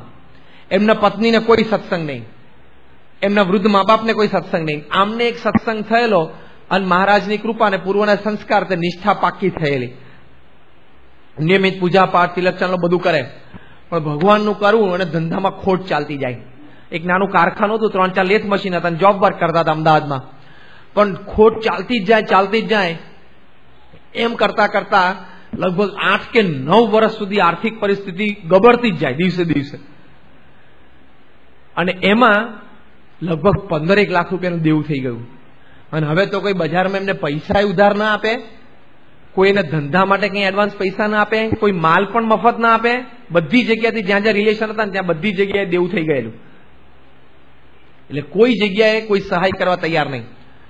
અને એના બધા જે ભાઈઓ હતા એ માતાજીના ઉપાસક, એ લોકો એમ કે ભાસ્કરભાઈને કે આ સ્વામિનારાયણની મૂર્તિ અને પ્રમુખસાની મૂર્તિ તું ઘરમાંથી કાઢી નાખ તો તને સહાય કરીએ. આ કે તો નહીં થાય. પણ કે શું ના થાય, એ થયું એ તારા તે ઘરમાં મૂર્તિ પધરાઈ પછી તારે આ દુઃખ શરૂ થયું છે ને. અને પછી લોકો શબ્દ શું વાપરે, તમને કંઠી સદી નહીં. ત્યારે શું સદે, શું કંઠી ના સદે, બીજું સદે શું લગે કે તમને કંઠી સદી નહીં. અલ્યા એ છે એટલે તો બધું હરખું ચાલે. પણ આવું લોકો ઘણી વખત બોલે. આ ભાસ્કરભાઈને પાછું ઘરમાં એટલું દુઃખ. એના પત્ની પેલા કોઈ દેવી હતા, એમના કુળદેવી, એના ઉપાસક હતા. અરે ખરેખરી ભક્તિ હશે તે એ પાછા માતાજી એના પત્નીને દર્શન આપે ઘણી વખત. અને શું કે જો આ ધનનો ઢગલો છે, તારા ધણીને બધા દુઃખમાંથી મુક્ત કરી દો. આ ધનનો ઢગલો છે ને એટલો તારો થાય. અને પાછું અમને લગ્ન થયા લગભગ 15 વર્ષ થયેલા, કોઈ સંતાન નહીં. અને સંતાન ના થાય એટલે તો પથ્થર એટલા દેવ લોકો પૂજે. અરે પેલા માતાજી એના પત્નીને વાત કરે એમના કે જો આ ઘરમાંથી સ્વામિનારાયણ પ્રમુખસાની મૂર્તિ કાઢી નાખે ને તો તને દેવ જેવો દીકરો આપું. એટલે હવે એના પત્ની ઘરે આવે ત્યારે ભાસ્કરબેન લોહી પીવે કે આપણે પ્રમુખસાની મૂર્તિ કાઢી નાખવું. ઘણી વખત ભાસ્કરબેનની ગેરહાજરીમાં એને મૂર્તિ પકડીને કાઢીને ફેંકી દીધી. તો ભાસ્કરબેન દિશ લઈને પધરાઈ દે. આવી પરિસ્થિતિ ઘરમાં. પાછા એના વૃદ્ધ બાપને ભૂત દેખાય. એ બાજુ ત્રીજું એંગલ. એના વૃદ્ધ બાપને ભૂત દેખાય. રાત્રે સુતા કોઈક છાતી ઉપર આમ બહાર લાગે, કોઈક છાતી ઉપર બેસી ગયું લાગે. કોઈક પાછું આમ સુતા આમ હાથ ખેંચે ખાટલા ઉપર જઈને નીચે પાડે, અડધાને જતું રહે. લાઈટ ચાલુ કરે ત્યારે શું છે, ચીસ પાડી બેસે. આવી પરિસ્થિતિ ઘણી વખત એને દિવસે દેખાય. આવી પરિસ્થિતિ ઘરમાં. હવે આ માણસ કેટલી જગ્યાથી ત્રાસે. એ ભૂત પાછું એના બાપને શું કે આ ઘરમાંથી આ એક ફોટો કાઢ નાખ. કોનો? પ્રમુખ સ્વામીનો. કારણ કે એ બધા નડે કોણ? આ એ બધા ગામને નડે, એને આ નડે. એટલે કે આ પ્રમુખ સ્વામીનો ફોટો ઘરમાંથી કાઢ નાખ. તો પેલો ભૂત પાછો એના બાપને શું કે, વૃદ્ધ બાપને કે તને ધન પણ અપાવું, આ મકાન તારું ભાડાનું છે તો તારી માલિકીનું કરાવી દઉં, અને તને 2 દીકરા આપું. એટલે એનો બાપ પાછો ભાસ્કરભાઈ ઘરે આવે, લોહી પીવે. એટલે બાર પેલો માણસ ધંધામાં તકલીફ, આટલું દેવું, રોજ 10 લેણદારોને જવાબ આપવાના ફોન ઉપર કે રૂબરૂ. ઘરે આવે ત્યારે પત્નીનો ત્રાસ, પછી એના બાપનો ત્રાસ. હવે માણસ 2 ફ્રન્ટ ઉપર ના લડી શકે. ગમે તેવો ધીરજવાન કે વિલ પાવર વાળો માણસ હોય ને, પણ બહાર વ્યવહારમાં અને ઘરે 2 જગ્યાએ જો તકલીફ શરૂ થાય ને માણસ હારી જાય. એક જગ્યા કંઈક અનુકૂળતા ને તો બીજી જગ્યા સચવાઈ જાય, પણ 2 જગ્યાએ લડવાનું હોય ને તો ઈ લૂઝ આઉટ. ગમે તે માણસ ધીરજ હારી જાય. પણ આવી પરિસ્થિતિમાં પણ જેવી મહારાજની ઈચ્છા, જેવી સ્વામીની ઈચ્છા, કોઈ દિવસ એમને કોઈ હરિભક્ત કાર્યકર કે સંતને કઈ વાત નહીં કરેલી. સ્વામીને તો નહીં જ. એમાં ભગવાનનું કરું. એક વખત સંપર્ક કાર્ય કરતા ત્યાં ઘરે સંપર્ક માટે ગયા હશે, કઈ પ્રકાશ પત્રિકા લવાજમનો પ્રોજેક્ટ હશે, અને પસાર થયા બારી ખુલ્લી હતી, પતિ પત્નીનો ઝઘડો ચાલુ હતો. અને બંને ઝઘડતા હતા. ના બંને બહારથી ઉભા જોયું કે તો બંને ઝઘડા છે, થોડા શબ્દ કાને પડે. એમાં તો આ બધી વાસ્તવિક પરિસ્થિતિની થોડો ખ્યાલ આવ્યો કાર્યકર્તાઓને કે ભાસ્કરભાઈના ઘરે તો આવું દુઃખ છે બધું. પછી ભાસ્કરભાઈને રૂબરૂ મળ્યા 2-3 દિવસ પછી પૂછ્યું ભાસ્કરભાઈને, સ્વામી આ શું તકલીફ છે તમારે? ભાસ્કરભાઈ કે કઈ નહીં, મહારાજની ઈચ્છાથી બધું સારું જ છે. કે નાના ભાસ્કરભાઈ કહો. એટલે 2-4 એવા કાર્યકર્તાઓ હરિભક્તો જે વડીલ હતા ત્યાં મણિનગર સત્સંગ મંડળ, એમને જરા હેત પ્રીત ને આત્મીયતા, એટલે ભાસ્કરભાઈને પાસેથી બધી વાત જાણી કે તમે આટલું દુઃખ છે ને કોઈ સ્વામીની વાત નહીં કરેલી. હવે સાંભળો ભાસ્કરભાઈ શું બોલ્યા. ભાસ્કરભાઈ કે મને કોઈ દુઃખ જ નથી. હું જાણું છું કે આ બધું દુઃખ મૂકીને સ્વામી મારી કસર ટાળે છે. કરતા હરતા મહારાજને સ્વામી છે, આપણે સત્સંગમાં જાણીએ છીએ. હવે કેમ આ કરે છે એ જાણે છે, પણ મને શુદ્ધ કરે છે અને મને આને આ દેહ અક્ષરધામમાં લઈ જવો છે, એટલે મારો જીવ ચોખ્ખો કરે છે. બાકી કરતા હરતા એ છે, અંતર્યામી છે, બધું જાણે છે. આપણે એમને શું કહેવાનું? આવી તો એમની સમજણ. હરિભક્તોએ વિવેકજીવન સ્વામીને વાત કરી કે સ્વામી ભાસ્કરભાઈને આવી તકલીફ છે. વિવેકજીવન સ્વામી આપણે કોઈ દિવસ વાત નહીં કરેલી. ફોન કરીને બધું પૂછ્યું, સ્વામી તમે ક્યાં આ વાતમાં તમે કે વિવેકજીવન સ્વામી કે ના કહો. ત્યારે વળી વિવેકજીવન સ્વામી વાત સાંભળીને બાપાને વાત કરી. સ્વામી અમદાવાદ આવ્યા ત્યારે બાપા જમતા હતા, ત્યારે વિવેકજીવન સ્વામી કીધું સ્વામી આપણે મણિનગરના એક હરિભક્ત છે, ભાસ્કરભાઈના જીવનમાં આવો પ્રસંગ છે, આટલું દુઃખ છે, એને આપ દયા કરજો, આશીર્વાદ આપજો. સ્વામી કે એને કહો મને મળવા માટે આવે, મારે સ્વામી દર્શન કરવા જવું છે, મારે પ્રમુખ સ્વામી મને 5મા માળે જવું છે, એવું નહીં. આવું પ્રમુખ સ્વામીની અંદરથી ઉલટ આવી કે એને બોલાવો, મારે એને મળવું છે. એ ભક્ત પણ સાચું, એ ખરું. આ તો પેલે સાંકડી, એક તો સાંકડી ગલી 5મે વાળું જવાની અને ભક્તોની ભારે ભીડ. અમારે પ્રમુખ સ્વામીના વ્યક્તિગત દર્શન કરવા જ, પણ એટલે 52 રવિ સભા ભરીને તો પ્રમુખ સ્વામી દર્શન જ છે. દશાંશ ધર્મ તો વ્યવસ્થિત કારણે પ્રમુખ સ્વામી દર્શન જ છે. થાય છે, આપણને ક્યાં નથી થતા, પણ ઘણી વખત આપણે ખોટો દુરાગ્રહ બહુ રાખીએ છીએ. સ્વામી કે મળવા માટે બોલાવો. વિવેકજી સાહેબ ફોન કરી બાપા મળવા માટે બોલાવે છે. એ કે સ્વામી તમે શું કામ બાપાને વાત કરી, આ બાપાને શું ભીડો આપવાની જરૂર છે? તો કે ના સ્વામી બોલાવે છે. મળવા માટે આવે, લાઈનમાં આવ્યા ને સંતો કીધું બાપા ભાસ્કરભાઈ. સ્વામી કે મને મળો હમણાં અંદર, શાંતિથી આપણે મળીએ, તમે ઉભા રહો. મુલાકાત બધી પૂરી થઈને સ્વામી અંદરના રૂમમાં ગયા, ભાસ્કરભાઈનો હાથ પકડીને ગયા. સોફા ઉપર સેવક સંતો બેસાડ્યા અને સ્વામી કે બોલો ભાસ્કરભાઈ વાત કરો, શું વાત છે? એટલે વિવેકજી સામે શરૂઆત કરી. સ્વામી કે એમની પાસેથી મારે સાંભળે બધી વાત કરો. એ કે કઈ નહીં, બસ થોડું દુઃખ, આ થોડી ધંધાકીય તકલીફ છે, થોડુંક આ પેલું છે, બાકી આપની દાદી સારું છે. સ્વામી વચ્ચે જ અટકાયા. સ્વામી કે જો, પછી આમ ઘડિયાળ સામે જોયું બાપાએ, મારે બધો ટાઈમ છે, મને શાંતિથી બધી વાત કર પહેલેથી. એટલે ભાસ્કરભાઈએ સંતોએ પણ આગ્રહ કર્યો, એટલે શાંતિથી આખો પ્રસંગ બાપાને કહ્યો. પણ સિચ્યુએશન કેવી કે આ પ્રસંગ ભાસ્કરભાઈ કહેતા જાય અને એમના ચહેરા ઉપર આનંદ વધતો જાય. બાબા પછી તો પેલું ભૂત દેખાય છે, પછી ખબર નહીં હું વાતો કરે છે. વાતે આમ ઉત્સાહથી કરે, જાણે કંઈક આમ લાદી ગયો ને એવી રીતે. અને રિવર્સમાં સામે પ્રમુખ સ્વામી મહારાજ ઇમોશનલ થતા જાય કે આ ભગતને આટલું દુઃખ છે તો એનો કેફ તો જો, એને સત્સંગ તો જો કેવો પચાવ્યો છે.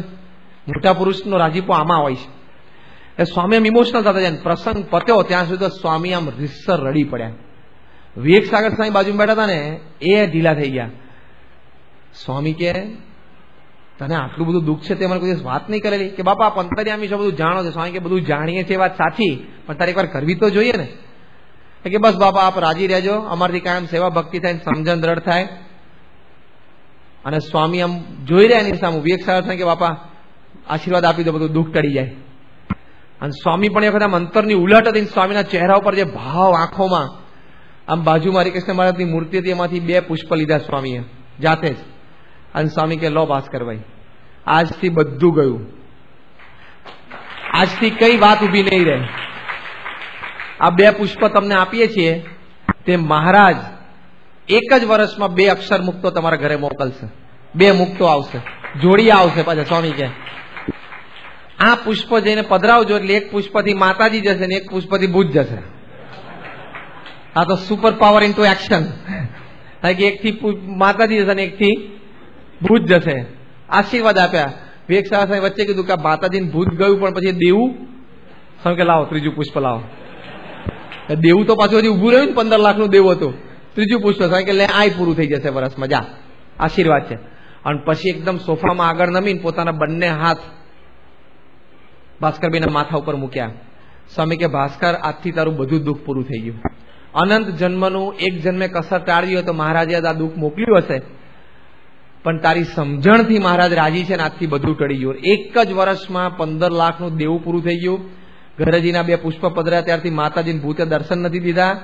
અને ભગવાનની કૃપાથી 2 જોડિયા અને 2 દીકરા આવ્યા. આ 1991 સાલનો પ્રસંગ છે. અને અત્યારે 2 છોકરાઓ લગભગ 15-16 વર્ષના 2 કાર્યકર છે બાળ મંડળના. એમના પત્નીને દ્રઢ નિષ્ઠા થઈ ગઈ. ભાસ્કરભાઈ અત્યારે મણિનગર સત્સંગ મંડળના નિરીક્ષક છે અને એના પત્ની તો વળી સહનિર્દેશક છે. આમ ચડી ગઈ ઉપર એક કળશ. એમના વૃદ્ધ પિતા અને માતા ધામમાં ગયા એ પહેલા એમને પણ સત્સંગ થઈ ગયેલો અને એમને પણ મહારાજની નિષ્ઠા થઈ ગયેલી. એમને પણ ગઢડા સારંગપુર બધા જાત્રા ભાસ્કરભાઈએ કરાવી દીધેલી. એટલે એ બધા પણ પછી દેહ છોડે એટલે બધા ધામમાં બેઠા છે. ભાસ્કરભાઈ આખું કુટુંબ અત્યારે સુખી અને પતિ પત્ની બંને જણા પૂજામાં 5-5 માળા ફેરવે છે કે અમારા બંને દીકરાઓ સાધુ થાય. કેટલી મોટી વાત છે. આ ભાસ્કરભાઈનો આખો પ્રસંગ આજથી 3 વર્ષ પહેલા રાજકોટમાં સાંજની સભામાં 5000 હરિભક્તોની હાજરીમાં સ્વામી બાપાની હાજરીમાં સંવાદ રૂપે ભજવાણો. 35 મિનિટનો સંવાદ પૂરો થયો એટલે ભાસ્કરભાઈ એમના પત્નીને સ્પેશિયલ સત્સંગ મંડળના આગેવાનોએ અમદાવાદથી બોલાવેલા અને બાપા બેઠા છે સ્ટેજ ઉપર, 5000 હરિભક્તો બેઠા છે. એની હાજરીમાં ભાસ્કરભાઈએ સ્ટેજ ઉપર આવીને કીધું કે આ પ્રસંગ ભજવાણો એ મારા જીવનનો પ્રસંગ છે. ત્યારે સ્વામી બાપા એમ માળા ફેરવતા હાથ ઊંચો કરેલો. સ્વામી કે હા, આ ભાસ્કરનો પ્રસંગ છે કે. પણ જો આવા હરિભક્તો છે, જબરજસ્ત નિષ્ઠા કહેવાય ને. હવે આપણે કદાચ નાના મોટા પ્રસંગ જીવનમાં બનતા હશે અને બનતા જ હોય, વ્યવહાર છે એટલે સુખ દુઃખ આવવાના. પણ ભાસ્કરભાઈની સામે આપણે આપણું દુઃખ મૂકીએ તો કેટલું છે. અંતરદ્રષ્ટિ કરો, લો, કાંઈ જ ન કહેવાય આપણે. પણ કેવી સમજણ, કેવી નિષ્ઠા. તો જો આજે વર્ષો પછી આપણે એમને યાદ કર્યા તો આવા ભક્તરાજની સ્મૃતિથી આપણા અંતરમાં નિષ્ઠા વધે. આવા ભક્તો આજે સત્સંગમાં છે, એમના પ્રસંગોથી આપણને બધાને કેટલું બળ મળે, નિષ્ઠાનું, સમર્પણનું, સેવાનું, સમજણનું. તો જો મહારાજના વખતમાં આવા હરિભક્તો હતા જેને મહારાજની આવી સર્વોપરી નિષ્ઠા હતી, એમ આજે પણ આવા હરિભક્તો છે જેને મહારાજની આવી સર્વોપરી નિષ્ઠા છે. ત્યારે આ વાતની આપણને અંતરમાં પ્રતીતિ આવે કે જેવા શ્રીજી મહારાજ હતા એવા જ આપણા ગુરુવરી પ્રમુખ સ્વામી મહારાજ, એમના આપણને આજે દર્શન થાય છે. શ્રીજી મહારાજના વખતમાં હરિભક્તોને જેવી પ્રાપ્તિનો આનંદ હતો, કેફ હતો, એવો જ પ્રાપ્તિનો આનંદ ને કેફ આજે છે. એ પણ એક ભક્ત સમાજનું લક્ષણ છે. શ્રીજી મહારાજના વખતમાં ગાણલાના મૂડી ડોશી હતા, હવે તો વૃદ્ધબાઈ, અભણબાઈ. અને જ્યારે એના પતિનો અંત સમય આવ્યો ત્યારે એના પતિ ત્યાં ખાટલા પર સૂતેલો અને વિલાપ કરતો હતો. એની પત્ની આ મૂડી ડોશીને વાત કરી કે તે તો સ્વામિનારાયણ ભગવાનની સેવા કરી છે અને ભજન કર્યું છે અને નિયમ પાળ્યા છે, માટે તું તો ભગવાનના અક્ષરધામમાં જઈશ. પણ હું અભાગ્યો કે મેં કોઈ દિવસ સ્વામિનારાયણનું ભજન કર્યું નહીં અને મેં કઈ એવો સત્સંગ દ્રઢ ના કર્યો તે હું તો નરકે જઈશ.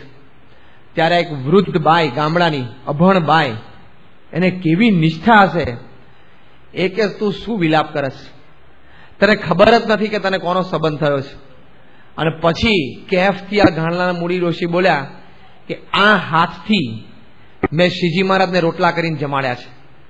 પૂર્ણ પુરુષોત્તમ નારાયણ ભગવાન સ્વામિનારાયણ પૃથ્વી પર અવતર્યા અને મનુષ્ય દેહ ભક્તોની વચ્ચે રહ્યા, એને મેં આ હાથથી રોટલા કરીને જમાડ્યા છે અને એ હાથના રોટલા તે ખાધા છે, માટે તારા કલ્યાણમાં કોઈ બાકી વાત નથી. તારું પણ કલ્યાણ થઈ ગયું છે. આ તો તને મનાતું નથી, બાકી તારું પણ કલ્યાણ થઈ જ ગયું છે, કારણ કે પ્રસાદીના હાથના રોટલા તે પણ ખાધા છે. પણ પેલાને મનાતું નતું, પણ આમને કેટલો બધો કેફ, કેટલી બધી કલ્યાણની પ્રતિતિ.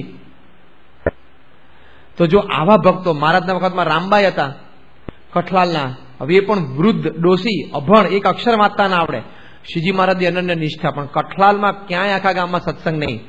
તે કુએ પાણી ભરવા જાય ને ત્યારે રામબાઈ બધા બાઈઓને બીજાને વાત કરે, ગામની બાઈઓ પાણી ભરવા આવી હોય ત્યારે, કે સ્વામિનારાયણ આવા ભગવાન છે, આવા ભગવાન પૃથ્વી ઉપર પ્રગટ થયા છે, આવો સંપ્રદાય ચલાવે છે, આવા અમારા સંતો હરિભક્તો બધી વાતો કરે. પણ બધા જાણે કે આ તો વૃદ્ધ ડોસી છે ને અભણ છે ને ગાંડા જેવી છે ને એનું કોઈ કોણ પ્રમાણ કરે, એટલે કોઈ સત્સંગ ન થાય. પણ બાઈના અંતરમાં દ્રઢ કે આ કઠલાલ ગામમાં સત્સંગ થવો જોઈએ. અને એક દિવસ એવું વિચાર કરતા કરતા માથે પેલું બેડું મૂકી અને ઘરે પાછા આવતા હતા પાણી ભરેલું, ત્યારે અંતરમાં એકદમ તીવ્ર ઈચ્છા જાગી કે જો શ્રીજી મહારાજ એક વખત કઠલાલ ગામ આવે ને તો બધાને સત્સંગ થાય. પણ હવે અહીંયા કોઈ સત્સંગ નથી અને અમદાવાદ ગઢડાના રૂટ ઉપર જોઈએ એ રસ્તે તો આમ બહુ દૂરનો ગામ પડી જાય, એટલે કે મહારાજને એકદમ આમ ઓડ રૂટ પડી જાય. એટલે કે મહારાજ આવે કે કેમ, પોતે જયારે મહારાજ અમદાવાદ આવે ત્યારે સમાગમ કરવા કટલાલથી અમદાવાદ જતા, પણ આવો અંતરમાં તીવ્ર સંકલ્પ જાગ્યો અને ત્યાં તો પાછળ ઘોડાના ડાબલા સંભળાણા. આમ ગોળ ફરીને જોયું તો શ્રીજી મહારાજ એની સામે જોતા હસતા હસતા આવતા હતા. સાથે મુક્તાનંદ સ્વામી બધા સંતો કાઠી હરિભક્તો બધા હતા. એકદમ જોઈ રહ્યા, કહો તો મહારાજ આવ્યા. સંકલ્પ તો, અને ભગવાન તો ભક્તોના સંકલ્પ પૂરા કરતા હોય, દિવ્ય દેહ મહારાજ પધાર્યા છે. પણ મહારાજ ત્યાં આવ્યા અને પછી રામભાઈ જોયા, કહો મહારાજ પધાર્યા. બેડું નીચે મૂક્યું અને માથે ઓડીને મહારાજને પંચાંગ પ્રણામ કર્યા કે મહારાજ પધારો કરે. મહારાજ કે અમારે અત્યારે સમય નથી ને વડતાલ પહોંચવું છે, પણ તમારો સંકલ્પ હતો, દર્શનની ઈચ્છા હતી તો અમે આવી ગયા. એ કે પણ મહારાજ કઠલાલ ગામમાં સત્સંગ થાય એવું કરજો. મહારાજ કે થશે, તમ જેવા ભક્તના અંતરમાં સંકલ્પ છે ને એટલે અમે પૂરા કરીશું. અને ત્યાં વળી ભલે આ પોતે આમ વૃદ્ધ ને અભણ હતા, પણ એમને અંતરમાં વિચાર જાગ્યો. મહારાજને કે મહારાજ, એમ કરીને શ્રીજી મહારાજના ઘોડામાં પેંગણામાંથી પગ બહાર કાઢ્યો અને મહારાજની મોજડી કાઢી. મહારાજને એમ થયું કે શું કરે, અને પછી બેડું ઊંચું કરીને મહારાજને કે તમારો જમણા પગનો અંગૂઠો આ બેડામાં બોળો. એટલે મહારાજે ઘોડા ઉપર બેઠા બેઠા બેડામાં પાણીમાં જમણા પગનો અંગૂઠો બોળ્યો. મહારાજ કહેવાય તમે શું કરશો આ પાણીનું? કે આ પાણી હું પાછા ગામના કુવામાં જઈને નાખી આવીશ. તમારા પ્રસાદીનું છે આ, એટલે જે આ કુવાનું પાણી પીશે ને બધાને સત્સંગ થશે. કેટલી નિષ્ઠા, પ્રાપ્તિનો આનંદ કેટલો બધો, પ્રાપ્તિ કેવી સમજાણી હશે, અને કેફ કેટલો કે મારા ઈષ્ટદેવ શ્રીજી મહારાજનો અંગૂઠામાં મેં બોડાવ્યો છે અને એ પાણી હવે પ્રસાદીનું થયું મહારાજના સંબંધું. એ પાણી જે જીવ પીશે બધાના સત્સંગ થશે. આ શું કહેવાય? પ્રાપ્તિનો કેફ કહેવાય. અને પછી બાજીને બેડું અંદર નાખી આવ્યા પાણી બધું, અને અંતરમાં આનંદ થઈ ગયો કે હવે સત્સંગ થશે. મહારાજ તો ત્યાંથી ચાલ્યા. મુક્તાનંદ સ્વામી બધા સંતો આમ થોડા દૂર ઉભા રહેલા. પછી મુક્તાનંદ સ્વામી મહારાજને પૂછ્યું કે મહારાજ શું વાર્તાલાપ થયો તમારે ભક્ત સાથે? એટલે મહારાજ આખો વાર્તાલાપ ચાલુ ઘોડે સવારી મુક્તાનંદ સ્વામીને કહ્યો. એટલે મુક્તાનંદ સ્વામી પૂછ્યું કે મહારાજ ખરેખર સત્સંગ થશે કઠલાલમાં? મહારાજ કે રામબાઈ જેવા ભક્તના અંતરમાં સત્સંગ કરાવવાનો સંકલ્પ હોય અને એને જો અમારા પ્રસાદીના જળનો આટલો બધો મહિમા હોય તો સત્સંગ કેમ ન થાય? આજે આખા કઠલાલ ગામમાં પ્રગટનો સત્સંગ છે. મહારાજની કૃપાથી આપણું ભવ્ય હરિ મંદિર છે. પણ જો આવા ભક્તો હતા કે જેને પ્રાપ્તિનો કેફ હતો.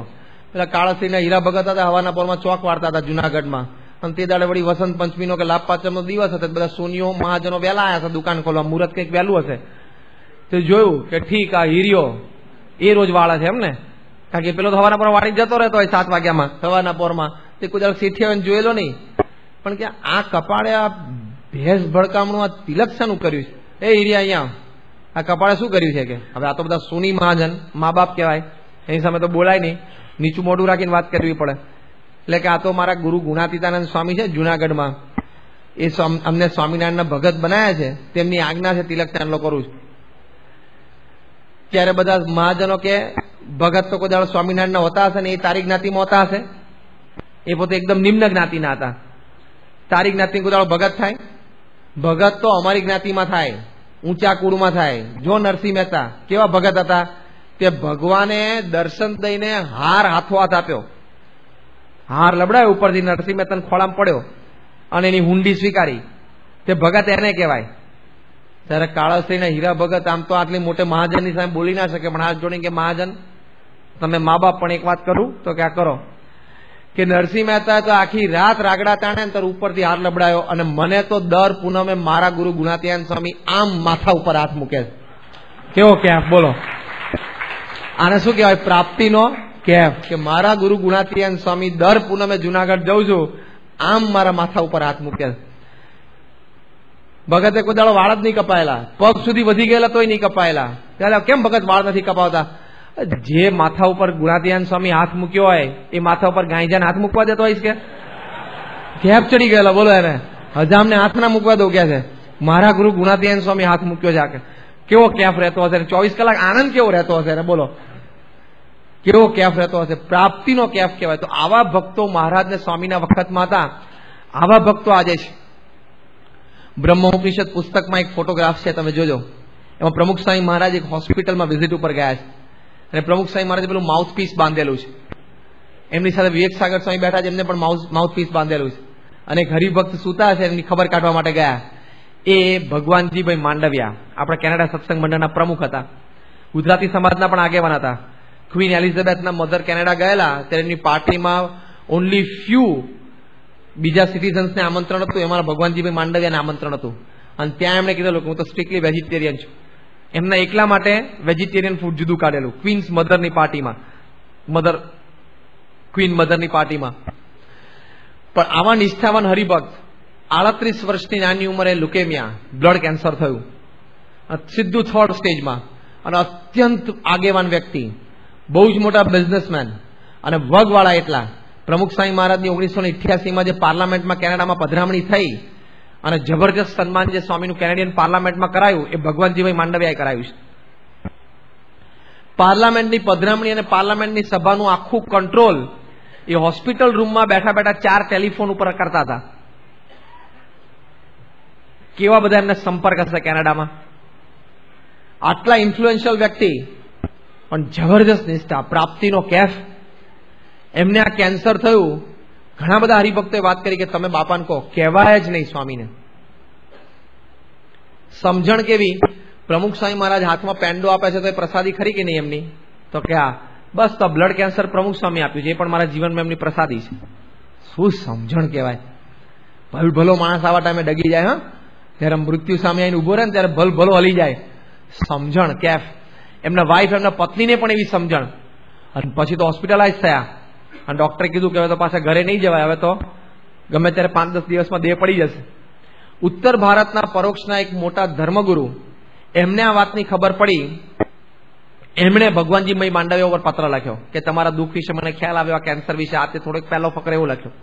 આ બીજા ફકરામાં એમ લખ્યું કે મને તો અંતરમાં એમ થાય છે કે તમે સ્વામિનારાયણનું ભજન આટલું બધું કર્યું, તમે પ્રમુખ સ્વામી જેવા એક મહાન સંતની સેવા કરી, છતાં તમને નાની ઉંમરે કેન્સર થયું. તે મને એમ આશ્ચર્ય થાય છે કે આવું કેમ થતું હશે. જો એક તો આપણે દુઃખ હોય અને એમાં પાછા કોઈક આવા શબ્દ કે. પછી બીજો ફકરો લખ્યો કે મને એમ થાય છે કે તમે પ્રમુખ સ્વામી મહારાજને પત્ર લખીને કહો કે તમારું દુઃખ દૂર કરે. તમે સત્સંગના આગેવાન છો અને તમારી ખોટ પુરાશે નહીં. અને જો પ્રમુખ સ્વામી મહારાજ તો કહેવાય છે કે બહુ ઐશ્વર્યવાન પુરુષ છે, તો એમના આશીર્વાદથી તમારું કેન્સર મટી જાય. આ બીજો ફકરા લખ્યો. ભગવાનજીભાઈ માંડવિયાને પત્ર મળ્યો. એમને એમના પત્નીને કીધું કે હું લખાવું એમ તમે લખો. એમના પત્ની એમના બેડ સાઈડ ઉપર હતા હોસ્પિટલમાં.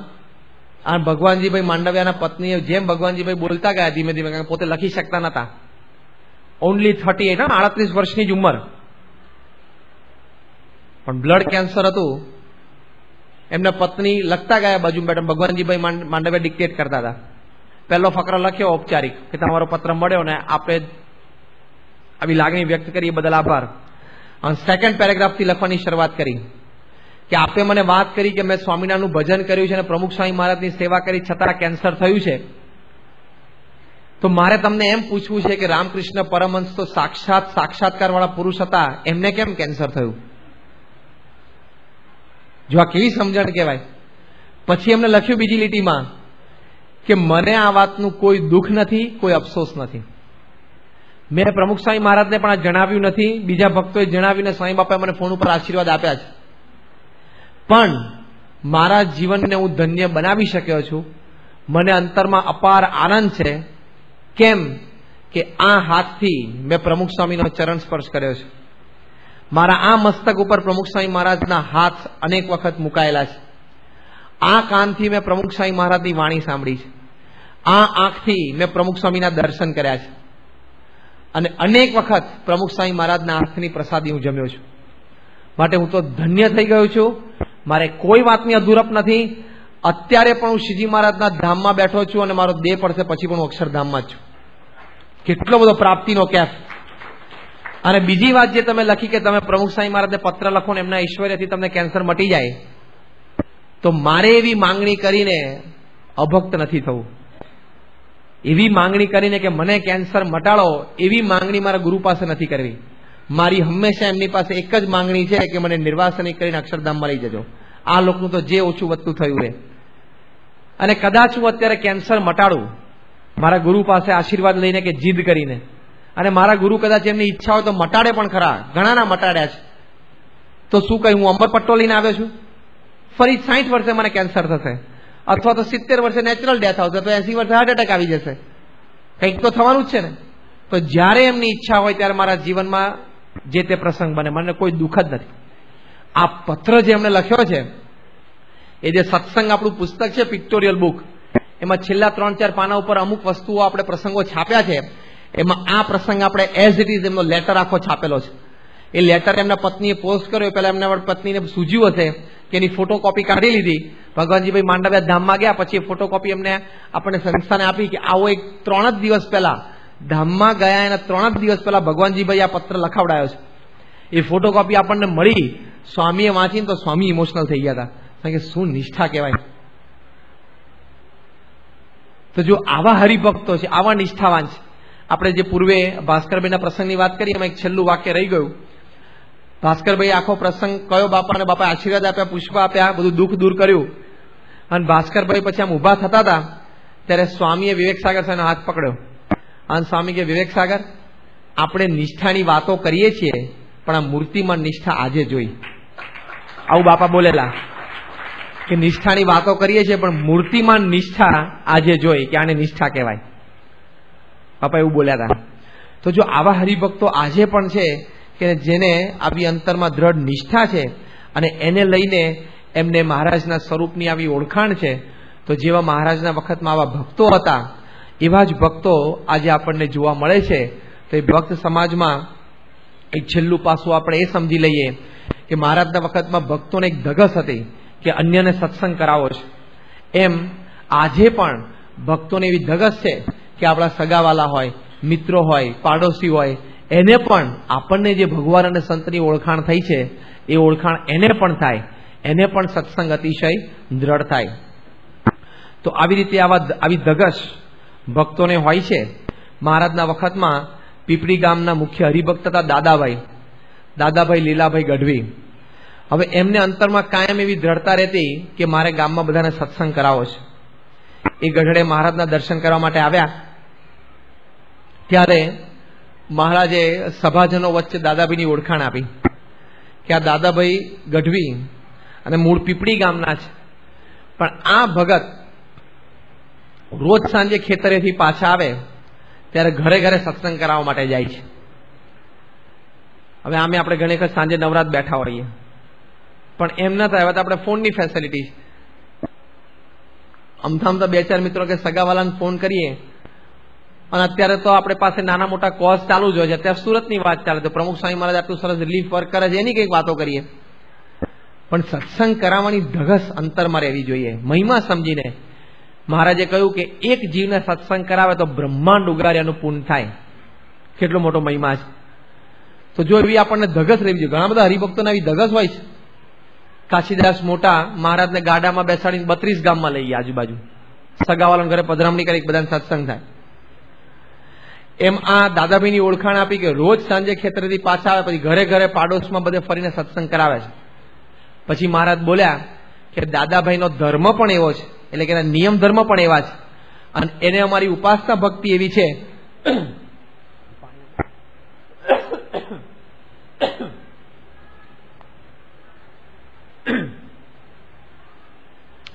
એને અમારી ઉપાસના ભક્તિ એવી છે, એને લઈને ગામમાં બધે સત્સંગ થાય છે. તો આવા હરિભક્તો નિષ્ઠાવાન હતા કે અન્યને સત્સંગ કરાવવો એમના જીવમાં દ્રઢ રહેતું.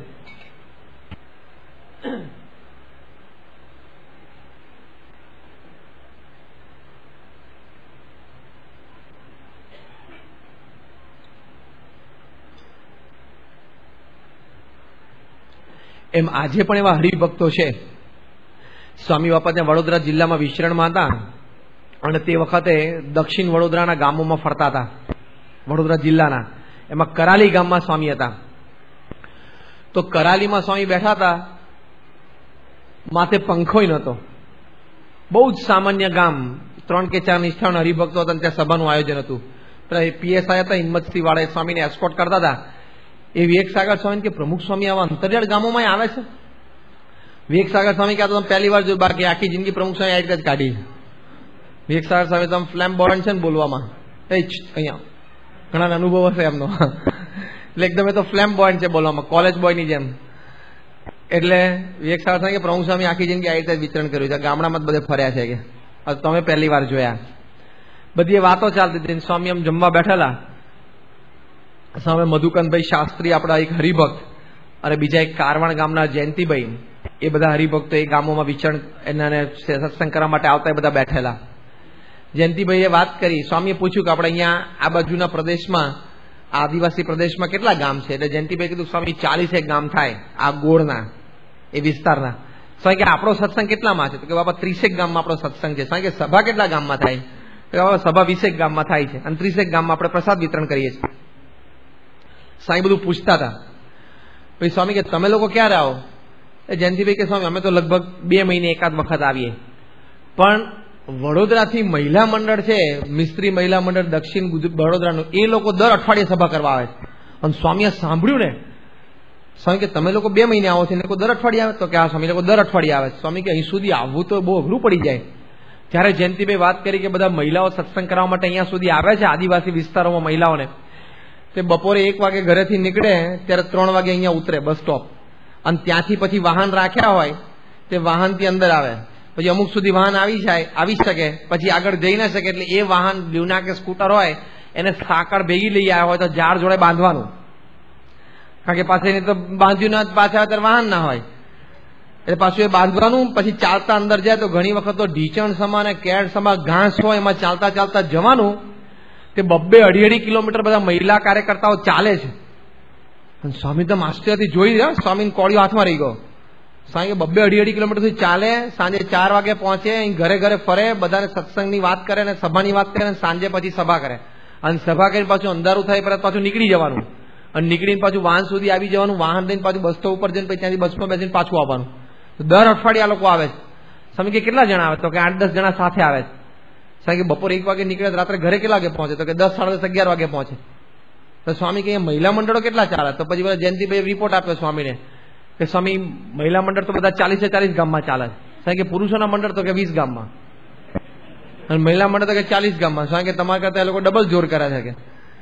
અને પછી સ્વામી બાપા રિપોર્ટથી એટલા રાજી થઈ ગયા. છેલ્લે સ્વામી કે બધાનો દાખલો બહુ છે એમ કહીને સ્વામીએ થાળમાંથી જાતે પ્રસાદ આમ ખોબો ભેગો કર્યો, આમ 2 ઢગલો ભેગો કર્યો, અને 2 ખોબાથી સ્વામીએ થાળમાંથી પ્રસાદ ઉપાડ્યો, અને જયંતિભાઈનો ખોબો ભરી દીધો અને મધુકાંતભાઈનો ખોબો ભરી દીધો. સ્વામી કે બધાને પ્રસાદ આપજો. થાળમાંથી રાજી થઈને પ્રસાદ આપ્યો બાપાએ. પણ જો આવા હરિભક્તો છે કે સત્સંગ કરાવવાની આટલી ધગસ છે, આપણે કે તમારા દીકરો કેમ દેખાતો નથી સ્વામી, હવે એને બહુ સત્સંગમાં રૂચિ નથી. એટલે પણ તારો દીકરો 24 કલાક ભેગો રહેશે તો કંઈક તો થોડીક તો વાતો કર. ભલે સ્વામિનારાયણ પ્રકાશ ના વાંચે, પણ ઘરે આવે તો એકવાર કહેતો કે જો આ પ્રકાશ છે, આપણે હમણાં પ્રતિષ્ઠા થઈને જો ફોટા સારા છે, ભલે ના જોવે પણ રોજ 3-3, 4-4 વાક્ય સ્ટ્રાઇક કરો ને તો કોક દાડો થશે. પણ હારી જાય, ના સ્વામી કઈ જાય. ઘણા તો એવો ઉત્સાહ જ નથી હોતો હરિભક્તોને. હવે બધાને એવો ઉત્સાહ હોય તો કેટલું મોટું કામ થાય. અને આપણે કઈ બહાર બહુ મોટો સત્સંગ નથી કરાવવો, પણ આપણા સગાવાલા હોય, પાડોશી હોય, જેની સાથે થોડી આપણે આત્મીયતા વાત કરી શકતા હોઈએ. લોકોને કેવી જબરદસ્ત અમુક જણા તો નિષ્ઠા હોય છે. ત્યાં રાજકોટમાં એક વખત આપણા મંદિરની પાસેથી ત્યાં કાલાવડ રોડ ઉપરથી એક સંપ્રદાયનું બધું પ્રોસેશન નીકળતું હતું. ગાયત્રી પરિવાર વાળા હતા, અને પછી બધા ધર્મસ્થાનોને વિનંતી હતી કે તમારા ધર્મસ્થાન પાસેથી નીકળે ત્યારે તમે પૂજન કરવા માટે આવજો રથનું. એટલે અમે લોકો સંતોય પૂજન કરવા ગયા, અને આપણી મર્યાદા પ્રમાણે બધું ગોઠવ્યું, એટલે અમે લોકોએ પૂજન કર્યું.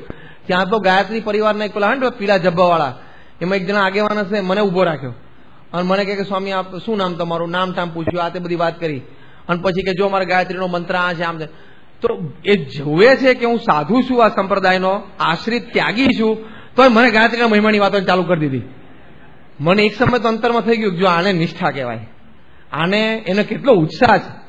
તો એટલે આપણે તો એને શું પેલા એક દ્રષ્ટિએ અને વિવેકની દ્રષ્ટિએ ખોટું ન લાગે એટલે આપણે એને તોડ્યો નહીં, એને કઈ વાત ન કરીને સાથે સાંભળ્યો, એને પણ આનંદ થાય કે સંતોને મેં વાત કરી આવ્યો.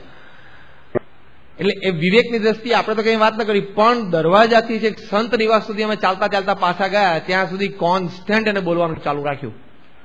સાંભળો કે ના સાંભળો, હું મારું ફાયર કરી દેવાનો છું આજે, અને કરી દીધું એને. પછી મંદિરમાં ગયા અને પછી આપણે અક્ષરધામ મારાથી ઓળખાણ કરીને પોકેટ કેન્ડર પ્રસાદ ને બધું આપ્યું, વાત કરીને કે અક્ષરધામ ખાસ દર્શન કરવા જજો, ને એમને જોયેલું હતું. પણ જો આવા ભક્તો જોવે છે કે આ ભગવા કપડા પહેરેલા છે, સાધુ છે આ સંપ્રદાયના, તોય ઠપકારીને ગાયત્રીનો મહિમા કહી દીધો મને. બોલો, આ તો આમ પ્રસંગ બનેલો છે. તો કેવી લોકોને અંતરમાં ભાવના હોય છે કે મારી જે વાત મને સમજાણી છે, મારા ઈષ્ટદેવને મારા ગુરુની ઓળખાણ મારે બધાને કરાવવી.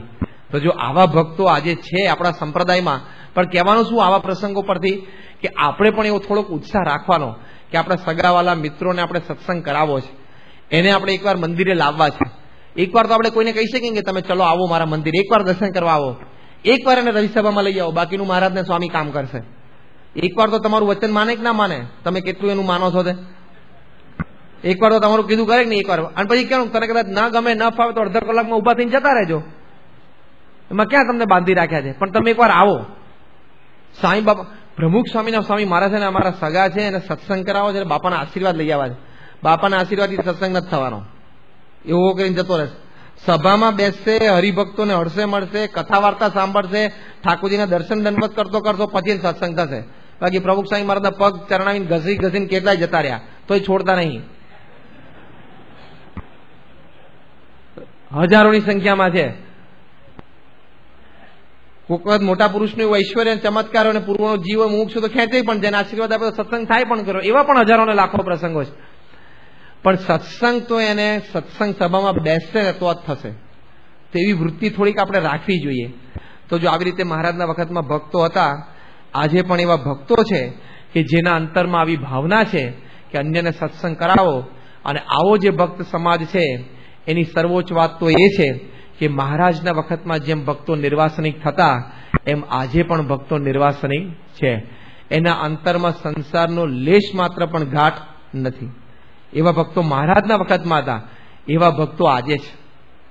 એટલે આજે આજના દિવસે આ ભક્ત સમાજનું અંતિમ ચરણ આજે આપણે આ જોઈએ છીએ.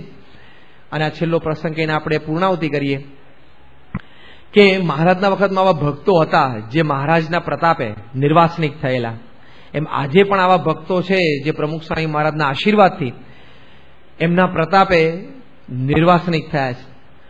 એના દર્શનથી આપણને અંતરમાં પ્રેરણા મળે. શ્રીજી મહારાજે મધ્યના 25મા વચનામૃતમાં ઉકા ખાચરનો ઉલ્લેખ કર્યો છે કે આ ઉકા ખાચર જેવી સંતની સેવા કરવાનું વ્યસન જેને પડે એના અંતઃકરણની મલિન વાસના સર્વે નાશ પામે છે. આ વાત શ્રીજી મહારાજે કરી છે. તો ઉકા ખાચરને શું સેવા કરવાનું વ્યસન હતું? ઉકા ખાચર એના પત્ની સવારે 3 વાગે જાગી જાય, નહીં ધોઈને તૈયાર થઈને પૂજાને બધું પૂરું થઈ જાય. સવારે 5 વાગે સંતો દાદા ખાચરના દરબારમાંથી ગેલા નદીએ સ્નાન કરવા માટે જતા હોય એ પહેલા તો 1 કલાક પહેલા આખો રસ્તો વાળી નાખે અને બધા દરબારગઢમાંથી સ્નાન કરવા માટે ગેલા નદી જાય તો પતિ પત્ની બંને અહીંયા આવી અને મહારાજની પૂજા માટે સભાની વ્યવસ્થામાં બધી ગોઠવાઈ જાય. અને એ પતે એટલે ઉકા ખાચરના પત્ની છે એ રસોડામાં બધા ભક્તો દેશ પરદેશથી આવે ને જમાડવાનું તો રસોડી સેવામાં જોડાઈ જાય. અને ઉકા ખાચર છે એ બધાના ઉતારા સાફ કરે. પતિ પત્ની એક જ જીવન બનાવી રાખેલું, સવારથી સાંજ સુધી મહારાજ અને ભક્તોની સેવા. તો મહારાજે એમનો ઉલ્લેખ મધ્યના 25મા વચનામૃતમાં કર્યો છે. જો ઉકા ખાચર નિર્વાસનિક થાય એવું નથી બોલ્યા, એનાથી આગળનું બોલ્યા કે ઉકા ખાચર જેવી સેવા કરવાનું વ્યસન પડે ને તો અંતઃકરણની મલિન વાસના નાશ પામે. એનો મતલબ શું થયો? એમનું તો થઈ જ ગયું છે, એમની તો મલિન વાસના નાશ થઈ જ ગઈ છે, તો જ મહારાજ આવી વાત કરે ને. તો આવા ભક્તો મહારાજના વખતમાં હતા કે સેવા એ જીવન એમ કરીને પોતે બધો જ સમય શ્રદ્ધાથી સેવામાં જોડાતા. તો મહારાજના પ્રતાપે એ ભક્તો એવા નિર્વાસનિક થયેલા, અંતરમાં જગતમાં કોઈ જગતની વાસના જ નહીં. એમ આજે પણ એવા હરિભક્તો છે જે પૂર્ણપણે આમ આવા નિર્વાસનિક થયા છે. એવા ભક્તોના આજે પણ આપણને દર્શન થાય છે. વિદ્યાનગરમાં સીડી કાકા છે, 95 વર્ષની ઉંમર છે એમની. આજની તારીખમાં સંતો કે તમારે જ કથા કરવાની. વિદ્યાનગરમાં 10 સંતો બધા બેઠા હોય, સીડી કાકા જ કથા કરે સવારે. હવે એ તો પોતે આફ્રિકામાં બહુ જ મોટા મેનેજર હતા ઇન્સ્યોરન્સ કંપનીમાં. 40 યુરોપિયન વ્હાઇટ પીપલ એમના હાથ નીચે કામ કરતા હતા. અને થિયોસોફિકલ સોસાયટીના પોતે પ્રેસિડેન્ટ હતા આફ્રિકાના. પણ શાસ્ત્રીમાનો યોગ થયો અને શાસ્ત્રીજી મહારાજ સાથે બરોબર અનન્ય જોડાણ થઈ ગયું, પાક્કી નિષ્ઠાને સમજણને સત્સંગ થઈ ગયો. તો આજે એમની સ્થિતિ આપણને એવી દેખાય છે. સીધી કાકા બાપાને પૂછ્યું, બાપા અક્ષરધામનું સુખ કેવું હશે? કે સીધી તમારે ક્યાં પૂછવાનું છે, તમને જે અક્ષરધામ, તમને જે સુખ આવે છે ને અક્ષરધામનું સુખ છે. તમને જે 24 કલાક આવે છે ને એ મહારાજનું સુખ છે. તો જો આવા ભક્તો છે, 95 વર્ષની ઉંમર છે. અત્યારે એક વખત ત્યાં યુવક મંડળમાં મેં ઇન્ટરવ્યુ લીધો હતો એમનો, અને અમે બધા યુવકો ઇન્ટરવ્યુ એમને પૂછ્યું કે તમારો સવારે ક્રમ શું, તમારી પૂજા કેટલી ચાલે? તો કે 4 કલાક ચાલે. એમાં 3 કલાક તો ધ્યાન, 1 કલાક શાસ્ત્રીજી મહારાજ સાથેના બધા પ્રસંગોની સ્મૃતિ, પછી 1 કલાક યોગીજી મહારાજ સાથેના પ્રસંગોની સ્મૃતિ, પછી 1 કલાક પ્રમુખ સ્વામી મહારાજ સાથેના પ્રસંગોની સ્મૃતિ, અને પછી માનસી અને પછી માળા શરૂ થાય. અને આપણે તો ટુવાલ પહેરીને એમનું એમ બેસી જાય છે પૂજા કરવા. બોલો, ઉપર ગંજી પહેર્યું ટુવાલ પહેરીને એમનું એમ ગોઠવાઈ જાય પૂજા કરવા માટે. ગોઠવાઈ જાય છે કે નહીં? ઘણા તો ઘણા ઘરમાં આવું હોય છે. અને કાં તો પછી પૂજામાં એટલી બધી ઉતાવળ થતી હોય, સ્કેડ્યુલ તો બધું એમાં જ ગોઠવાતો હોય, એ સિવાય તો આપણે શાંતિ છે નહીં. ને બધા બોગસ કામ જ યાદ આવે. ઇસ્ત્રીને કપડાં લેવા જવાના છે, શાક લેવા જવાનું છે, છોકરાને સ્કૂલે મૂકવા જવાનો છે, બેંકમાં ચેક ભરવા જવાનું છે. બોગસ કામ બધા માનસીમાં ઉભા રહે. સંતો જે હસતા હસતા વાત કરે છે ને કે પર્વતભાઈ હળ હાંકતા હાંકતા માનસી કરતા હતા, આપણે માનસી કરતા કરતા હળ હાંકીએ છીએ.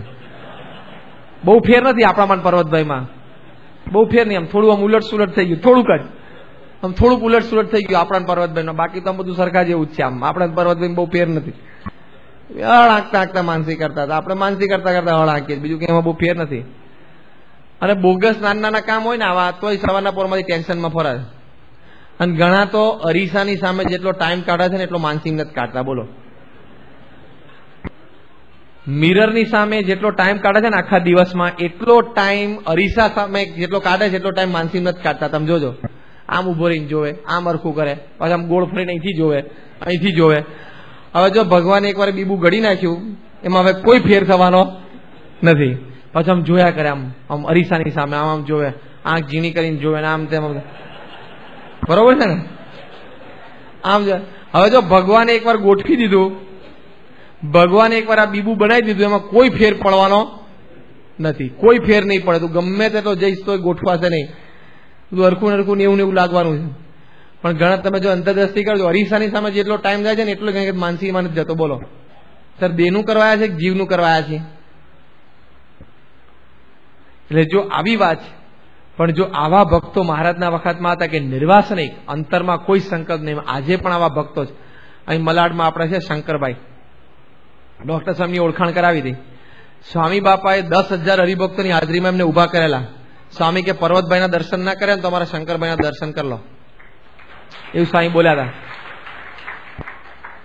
પણ એ ભગતને અમે હમણાં સાથે હતા પધરામણીએ, ગોરેગાંવમાં પારાયણ ચાલુ હતી ને ગયા અઠવાડિયે ત્યારે, અને મને આ પ્રશ્નની ખબર હતી. જેમ ગુણાતીયન સ્વામી કહેતા કે આ 4 હરિભક્તો પાસે તમે સંતો જાઓ ત્યારે એમને વાતો ના કરવી, એમની પાસે તમારી વાતો સાંભળવી.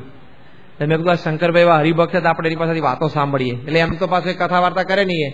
એટલે પધરાણીમાં ભેગા હોય, લિફ્ટમાં કંઈક 10 મિનિટ ઉતર ચર કરીએ ને ત્યારે હું સામેથી થોડોક પ્રશ્ન પૂછું, એટલે વળી થોડુંક બોલે. પણ એ જે શબ્દો, એનો જે મહિમા, એના ચહેરા ઉપર જે આનંદ હતો ને, આપણે અંતરમાં ફીલ થાય કે આ નિર્વાસનિક હરિભક્ત છે. મેં કીધું આમ તમને આમ આખા દિવસનો ક્રમ કેવો રહે?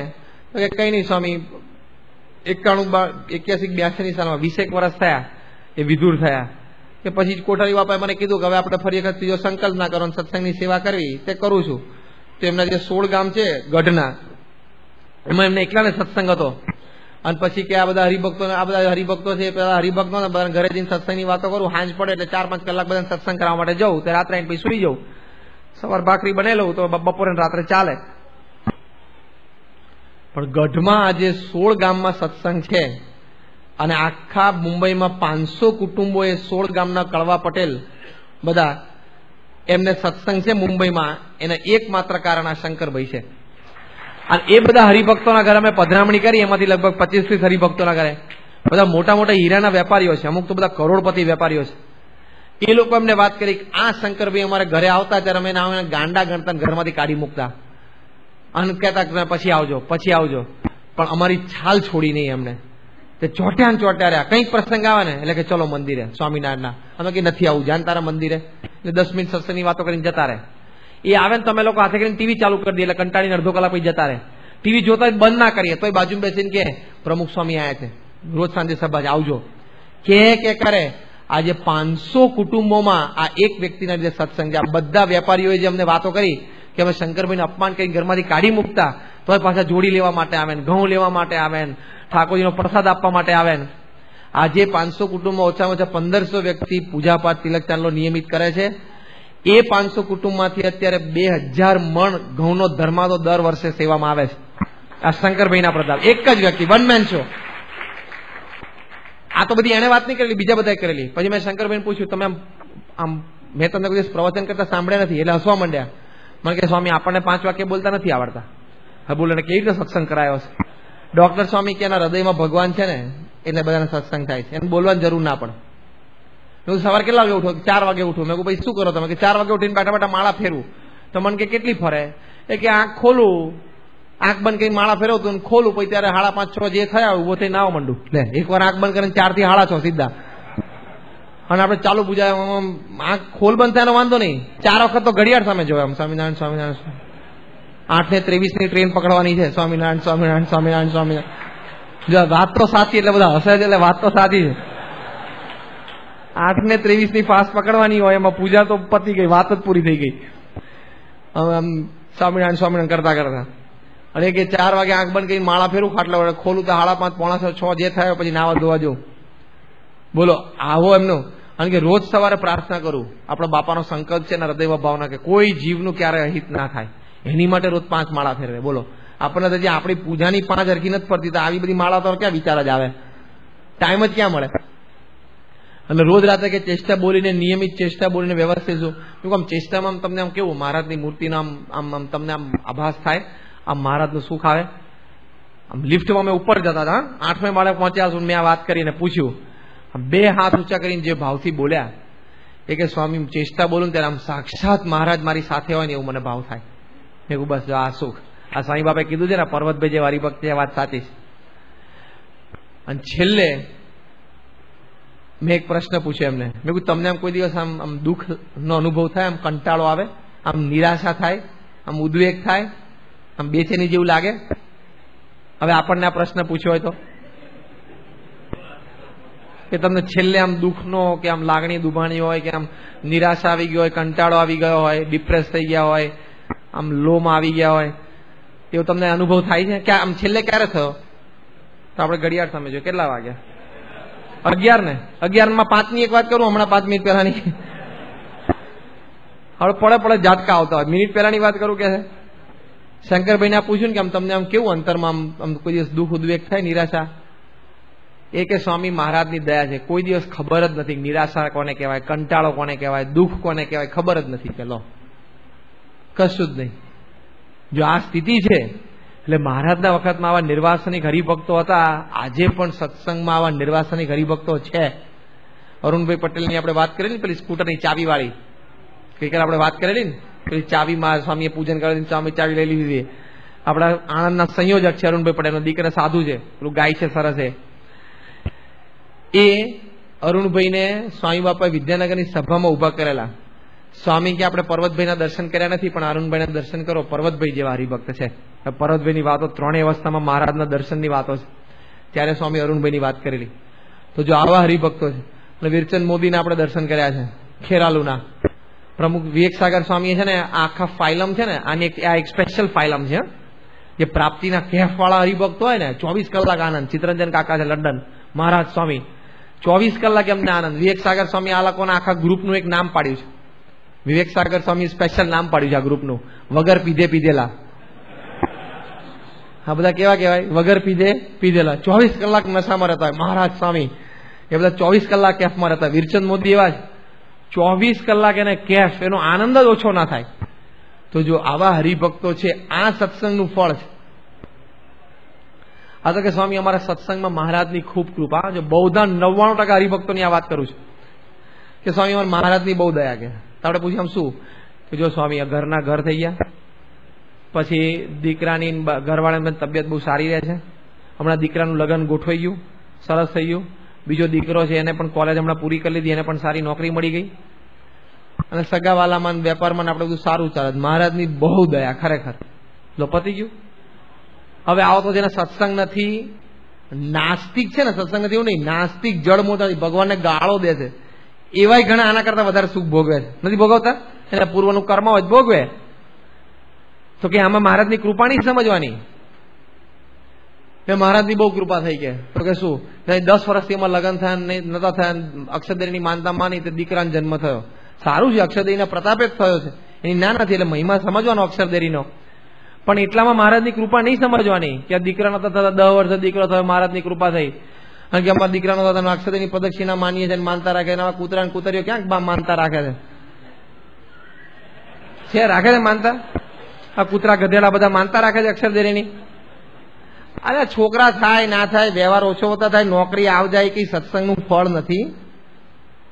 ઘણા હરિભક્તો એમથી રિવર્સ હોય છે કે સ્વામી ખબર નથી પડતી. આપણે કે શું ગમે તેમ હોય કે સ્વામી પણ ખબર નહીં શું. એટલે આપણે પૂછીએ ત્રીજી વખત કે શું, પણ આમ વર્ણન એવું શરૂ કરે ને એટલે આમ કુવામાંથી નીચેથી આમ દુઃખ આમ શરૂ કરતો કરતો ઉપર આવે કે સ્વામી ગમે તેમ હોય પણ આનું ખબર નથી પડતી. એટલે આપણે વળી બાજુ બેસીને પ્રેમથી એને પૂછીએ આમ શું, પણ વાત તો કરો. કે સ્વામી અરે આપણે આટલો સત્સંગ છે, ધર્માદો આપીએ છીએ, રવિસભા ભરીએ છીએ, આમ નિશાસા નાખતા નાખતો વાત કરતો હોય. બધું કરતો હોય તો આમ નિશાસા નાખતો નાખતો વાત કરે. પરીક્ષામાં બેસીએ છીએ, પારાયણમાં ધોતિયા ઉડાડ્યા હતા સંતોને, પ્રસાદની સેવા કરીએ છીએ, વર્ષે દાડા 2-3 વખત રવિસભામાં નોંધાવીએ છીએ, સંતોને જમાડીએ છીએ. ખબર નહીં કે આરા પણ દીકરો આમ માંદો જ રહ્યા કરે. હા બોલો. એ આ પાછો બીજો કે સત્સંગનો ખબર નહીં મારા ઘરવાળાને તાવ ઉતરતો જ નથી કે પછી કે અમારી દીકરીનું કઈ ખબર નહીં સગપણ થતું જ નથી કે, કાં તો કે અમારો દીકરો છે ભણી રહ્યો કોઈ ખબર નહીં કે આમ સારી નોકરી જ નથી મળતી કે. હવે બોલો આમ બધું કરતો હોય એ ગણાવે અને પછી હવે રોદણા રોવે પાછળથી, તો સમજવાનું સત્સંગ એને માટે પણ નથી. એ બંને વિભાગ જ જુદો છે. સત્સંગ હશે ને તોય તમારા જુવાન દીકરો એક્સિડન્ટમાં ધામમાં જશે. અરે સંતો ધામમાં ગયા છે ને એક્સિડન્ટમાં. નડિયાદના કોઠારી અમારા સંત પ્રિય સ્વામી કાર એક્સિડન્ટમાં 2002ની સાલમાં ધામમાં ગયા, અહીં ભરૂચ પાસે.